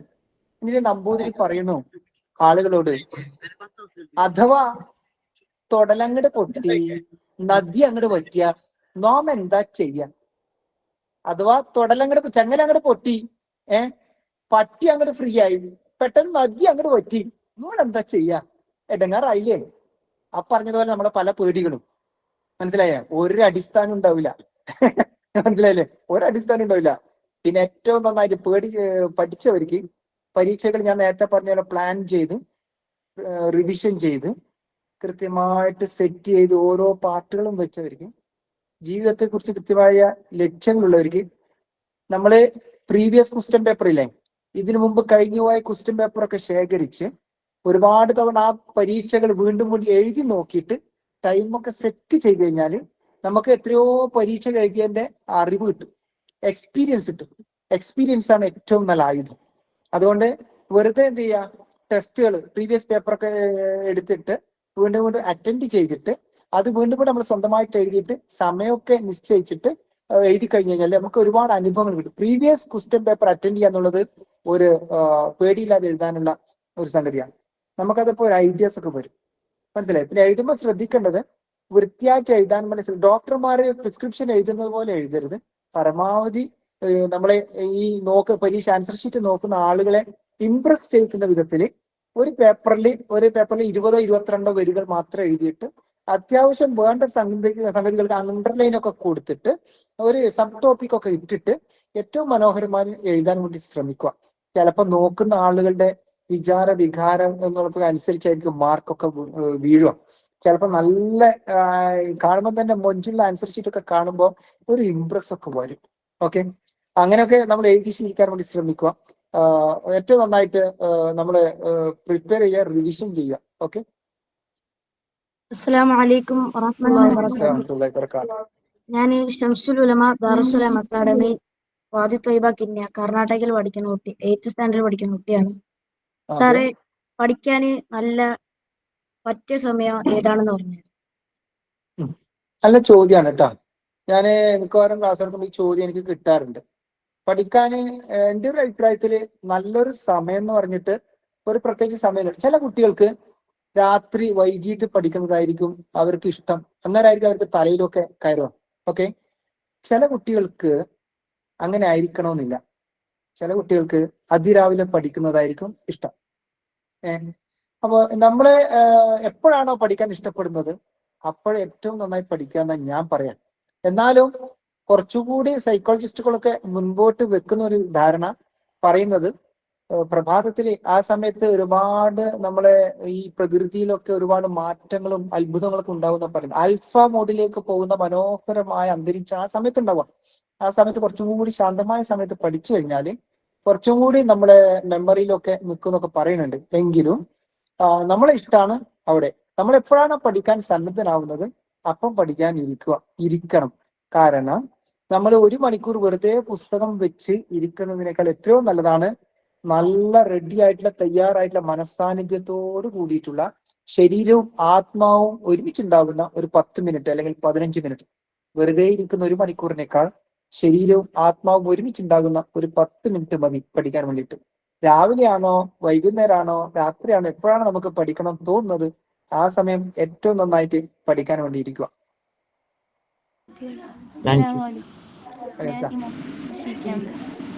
വിദ്യാർത്ഥിയാണ്. ഇപ്പൊ നമ്മള് മുന്നിൽ വെറും 6 ദിവസമാണ് പഠിക്കാറുള്ളത്. ആൾക്കാർക്ക് 6 ദിവസം കൊണ്ട് വേഗം പഠിച്ചു തീർക്കാൻ പറ്റും. എന്നാൽ സ്ലോ പഠിക്കുന്ന ആൾക്കാർക്ക് വേഗം പഠിച്ചു തീർക്കാൻ പറ്റില്ല. ഈ സ്ലോയിൽ പഠിക്കുന്ന ആൾക്കാർക്ക് എല്ലാ ക്ലിയർ ആവുന്നില്ല, കട്ടായി പോകുന്നു വോയിസ്. ഞാൻ കേട്ടു 6 ദിവസം മാത്രമേ നമ്മളെ മുന്നിൽ ഉള്ളൂ എന്ന് കേട്ടു. അപ്പൊ ചില ആൾക്കാർക്ക് വേഗത്തിൽ 6 ദിവസം കൊണ്ട് പഠിച്ചെടുക്കാൻ പറ്റും. ചില ആൾക്കാർക്ക് ഈ 6 ദിവസം മതിയാവൂല പഠിക്കാൻ. സ്ലോ ഉള്ള ആൾക്കാർക്ക് എന്തെങ്കിലും ടിപ്സ് 6 ദിവസം കൊണ്ട് എല്ലാ ഭാഗവും കവർ ചെയ്യാനും പാസ്സാവാൻ വേണ്ടിയിട്ട്? അവർക്ക് ഈ കുറച്ച് ദിവസങ്ങളിലുള്ള ഒരു പരിപാടി എന്താണെന്ന് വെച്ച് കഴിഞ്ഞാൽ എല്ലാ സാധനവും പഠിക്കാൻ വേണ്ടി പോകണ്ട. നമ്മളെ മെന്റർ ഉണ്ടാവുമല്ലോ, ഉസ്താദാണോ അല്ലെങ്കിൽ ടീച്ചറാണോ അധ്യാപകനാണോ മാഷാണോ എന്ന് എനിക്കറിയില്ല. ആരാണ് മെന്റേഴ്സ് ആയിട്ടുള്ളത് അവരോട് സംസാരിച്ചു കഴിഞ്ഞാൽ അവരുടെ അനുഭവങ്ങളിൽ നിന്ന് പരീക്ഷയ്ക്ക് വരാൻ സാധ്യതയുള്ള പോർഷൻ ഭാഗങ്ങൾ നമുക്ക് മനസ്സിലാക്കാൻ പറ്റുമെന്നാണ് ഞാൻ മനസ്സിലാക്കുന്നത്. അതൊന്ന് ചോദിച്ച് മനസ്സിലാക്കി കഴിഞ്ഞാൽ അത്തരം ഭാഗങ്ങളിലൂടെ ഓടിച്ചു പോകുന്നതായിരിക്കും നല്ലത്. പിന്നെ എനിക്കൊരു റിക്വസ്റ്റ് ഉള്ളത്, ഒരു സ്ഥാപനത്തിൽ നന്നായിട്ട് പഠിക്കുന്ന ആളുകളും ശരാശരിക്കാരായ ആളുകളും പഠിപ്പ് കുറഞ്ഞ ആളുകളുണ്ടാവും. പഠിപ്പ് നന്നായിട്ട് പഠിക്കുന്ന ആളുകള് നമ്മളെ കുറച്ച് പഠിപ്പ് കുറഞ്ഞ ആളുകൾക്ക് ഹെൽപ്പ് ചെയ്യുകയാണെങ്കിൽ അവിടെ 2 കാര്യങ്ങൾ സംഭവിക്കും. ഒന്ന് ആ പഠിച്ച ആൾക്ക് അയാളുടെ മെമ്മറി ഒന്നുകൂടി ഊട്ടി ഉറപ്പിക്കാൻ പറ്റും. ഒന്നുകൂടി അയാൾക്ക് എന്ത് ചെയ്യാൻ പറ്റും, ഉള്ളിലേക്ക് പോകാൻ പറ്റും. അയാൾക്ക് ഒന്നുകൂടി അയാൾ പഠിച്ച് തറാവും. അതേസമയം അയാൾക്ക് എന്ത് ചെയ്യും, ഈ പഠിച്ച മറ്റേ കുട്ടിക്ക് പറഞ്ഞു കൊടുക്കുന്നതിലൂടെ അയാൾക്ക് ഒരു ബെനിഫിറ്റ് ഒക്കെ കിട്ടും. അയാൾക്ക് പ്രത്യേകിച്ച് നമ്മുടെ ഫ്രണ്ട് സർക്കിളിലുള്ള ആളുകൾ പറഞ്ഞു കൊടുക്കുമ്പോൾ ചിലപ്പോൾ കുറച്ചും കൂടി അയാൾക്ക് മനസ്സിലാവേണ്ട സാധ്യതയുണ്ട്. അതുകൊണ്ട് നമ്മളെ പഠിപ്പ് കുറഞ്ഞ ആളുകള് എന്ത് വേണമെന്ന് വെച്ച് കഴിഞ്ഞാല് മെന്റേഴ്സിനോട് ചോദിച്ചിട്ട് പരീക്ഷയ്ക്ക് ഇപ്പൊ 6 ദിവസം ഉള്ളതുകൊണ്ട് പറയണേ, പരീക്ഷയ്ക്ക് വരാൻ ഏറ്റവും സാധ്യതയുള്ള പാർട്ട് അവര് ഏതാണെന്ന് ചോദിക്കുക, മനസ്സിലാക്കുക. ഓക്കെ, തൽക്കാലം അത് പഠിക്കുക. എല്ലാം കൂടി പഠിക്കാൻ പോയി കഴിഞ്ഞാൽ പ്രശ്നത്തിലാവാനുള്ള സാധ്യതയുണ്ട്. പിന്നെ ഏറ്റവും കൂടുതൽ ശ്രദ്ധിക്കേണ്ടത് ടെൻഷൻ അടിച്ച് പോയിട്ട് എന്നോട് ചോദിക്കുന്നുണ്ടോ? സാർ നമുക്ക് മെല്ലെ അവസാനിപ്പിക്കാൻ തോന്നുന്നു. അതെയാ, ഓക്കെ. ഏകദേശം 1.5 മണിക്കൂർ സമയമായല്ലോ. ഓക്കെ, കുഴപ്പമില്ല. ഇനി ആർക്കെങ്കിലും എന്തെങ്കിലും സംശയങ്ങൾ ഉണ്ടെന്നുണ്ടെങ്കിൽ സ്ഥാപനത്തിലെ അധ്യാപകരുമായി ബന്ധപ്പെട്ട സംശയങ്ങൾ കൊടുത്താൽ ഇൻഷാ അല്ലാഹ് സാറുമായി ബന്ധപ്പെട്ട് നമുക്ക് ആ സംശയങ്ങളൊക്കെ കൃത്യമായിട്ട് സോൾവ് ചെയ്യാനുള്ള കാര്യങ്ങളൊക്കെ നമുക്ക് ചെയ്യാം. ഒരു ഏകദേശം 1.5 മണിക്കൂറായി. അപ്പോൾ നല്ലൊരു സെഷൻ ആയിരുന്നു. എല്ലാവർക്കും കാര്യങ്ങളൊക്കെ കൂടുതലായി മനസ്സിലായി എന്ന് വിചാരിക്കുന്നു. ഒരു പരീക്ഷയുടെ സമയത്ത് ഇങ്ങനെ ഒരു സെഷൻ വെച്ചതിലൂടെ നമ്മുടെ വിദ്യാർത്ഥികൾ മാനസികമായിട്ടും മറ്റൊക്കെ നമ്മുടെ പരീക്ഷയ്ക്ക് വേണ്ടി തയ്യാറെടുക്കുന്ന നല്ലൊരു സാഹചര്യത്തിലേക്ക് എത്തി. ഇവിടെ വിദ്യാർത്ഥികളിൽ നിന്ന് മാറി സെൻട്രൽ ഓഫീസിൽ നിന്ന് ജോലി ചെയ്യുന്ന ഞങ്ങൾ സ്റ്റാഫ് ഇവിടെ നിന്ന് കേൾക്കുകയായിരുന്നു. ഞങ്ങൾക്കും വളരെ സന്തോഷം തോന്നി. നമുക്കും ഒരു പ്രത്യേക എനർജി. ഞങ്ങൾ ചോദിക്കണമെന്ന് വിചാരിച്ച കുറെ ചോദ്യങ്ങളാണ് കുട്ടികൾ ചോദിച്ചത്. അപ്പോ വിദ്യാർത്ഥികളെ സംബന്ധിച്ച് മാത്രമല്ല, സെൻട്രൽ ഓഫീസിലെ സ്റ്റാഫ് എന്ന രീതിയിൽ നമുക്കും ഉപകാരപ്പെടുന്ന ജോലി തിരക്കുകൾക്കിടയിലൊക്കെ ഒന്ന് റിഫ്രഷ് ആവാനൊക്കെ ഞങ്ങൾക്കും ചെയ്യാൻ പറ്റുന്ന ഒരുപാട് കാര്യങ്ങളൊക്കെ സാറ് പറഞ്ഞു. വളരെ സന്തോഷം. SNEC-യുടെ പേരിലും വ്യക്തിപരമായ പേരിലും ഒക്കെ ഹൃദയം നിറഞ്ഞ നന്ദി രേഖപ്പെടുത്തുകയാണ്. നമ്മുടെ AKM കൈനിക്കരയിലെ ഓക്കെ സാറേ, ഒറ്റ ഒരു സെക്കൻഡേ. ഞാന് നേരത്തെ മാതാപിതാക്കളെ കുറിച്ച് പറഞ്ഞു. അതോടൊപ്പം ചേർത്ത് വെക്കേണ്ട ആളുകളാണ് ഉസ്താദുമാര്. ഉസ്താദുമാരുടെ പ്രാർത്ഥനകൾ എപ്പോഴും നിങ്ങളുടെ ഒരുമിച്ചുണ്ടാകും എന്നുള്ളത് നിങ്ങൾ മനസ്സിലാക്കുക. ആ ഉസ്താദുമാരുടെ പൊരുത്തവും അവരുടെ സ്നേഹവും ബഹുമാനവും ഒക്കെയാണ് നമ്മളെ മുന്നോട്ട് കൊണ്ടുപോകുന്ന ഒരു പ്രധാനപ്പെട്ട ഒരു സാധനം. അതുകൊണ്ട് ഞാൻ പലപ്പോഴും SNEC-യിലുള്ള ഉസ്താദുമാരൊക്കെ എനിക്ക് പലരെയും അറിയാം. അവർക്ക് എത്രമാത്രം ആത്മാർത്ഥമായിട്ടാണ് ഈ മക്കളെ പഠിച്ചുയരണം എന്നൊക്കെ വിചാരിക്കും. ഞാൻ എനിക്ക് ഹൃദയം ഇങ്ങനെ 1-2 ക്യാമ്പിനൊക്കെ പോയപ്പോൾ ഉസ്താദുമാരുടെ വാക്കുകൾ കേട്ട് ചിലപ്പോൾ എന്റെ ടച്ച് ചെയ്ത് പോയിട്ടുണ്ട്. ശരിക്കും ഞാനിങ്ങനെ അത്ഭുതപ്പെട്ടു. വേറെ ആളുകളോട് എന്റെ ഒന്നിച്ചുള്ള ആളുകളോട് ഞാനത് ഷെയർ ചെയ്തിട്ടുണ്ട് ചില സംഗതികളൊക്കെ. ഉസ്താദുമാർ പറഞ്ഞ സമയത്ത് അവരുടെ മക്കളെ മുന്നിലിരിക്കുന്ന സ്റ്റുഡൻസിനെ വിദ്യാർത്ഥികളായിട്ടല്ല, തൊട്ടടുത്ത് ആരൊക്കെയുമായിട്ട് ഫാമിലി പോലെ അല്ലെങ്കിൽ എന്റെ ഏറ്റവും വേണ്ടപ്പെട്ട ഒരാളെ പോലെയാണ് കൈകാര്യം ചെയ്യുന്നത്, നോക്കുന്നത്. അതൊക്കെ കാണുമ്പോൾ വലിയ സന്തോഷമുണ്ട് കേട്ടോ. അതുകൊണ്ട് ഉസ്താദുമാർക്ക് വേണ്ടിയിട്ട് മക്കൾ പ്രാർത്ഥിക്കണം ഒരുപാട്.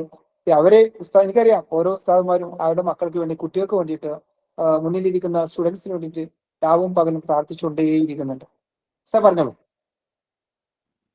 ഓക്കെ, കൂടുതലായൊന്നും പറയുന്നില്ല. നമ്മുടെ AKM കൈനിക്കരയിൽ നടന്ന സാറിന്റെ S2 ക്ലാസ്സുകാർക്കുള്ള ക്യാമ്പാണ് ഇതിന്റെ അവസാന സാറിന്റെ സെഷൻ അറ്റൻഡ് ചെയ്തത്.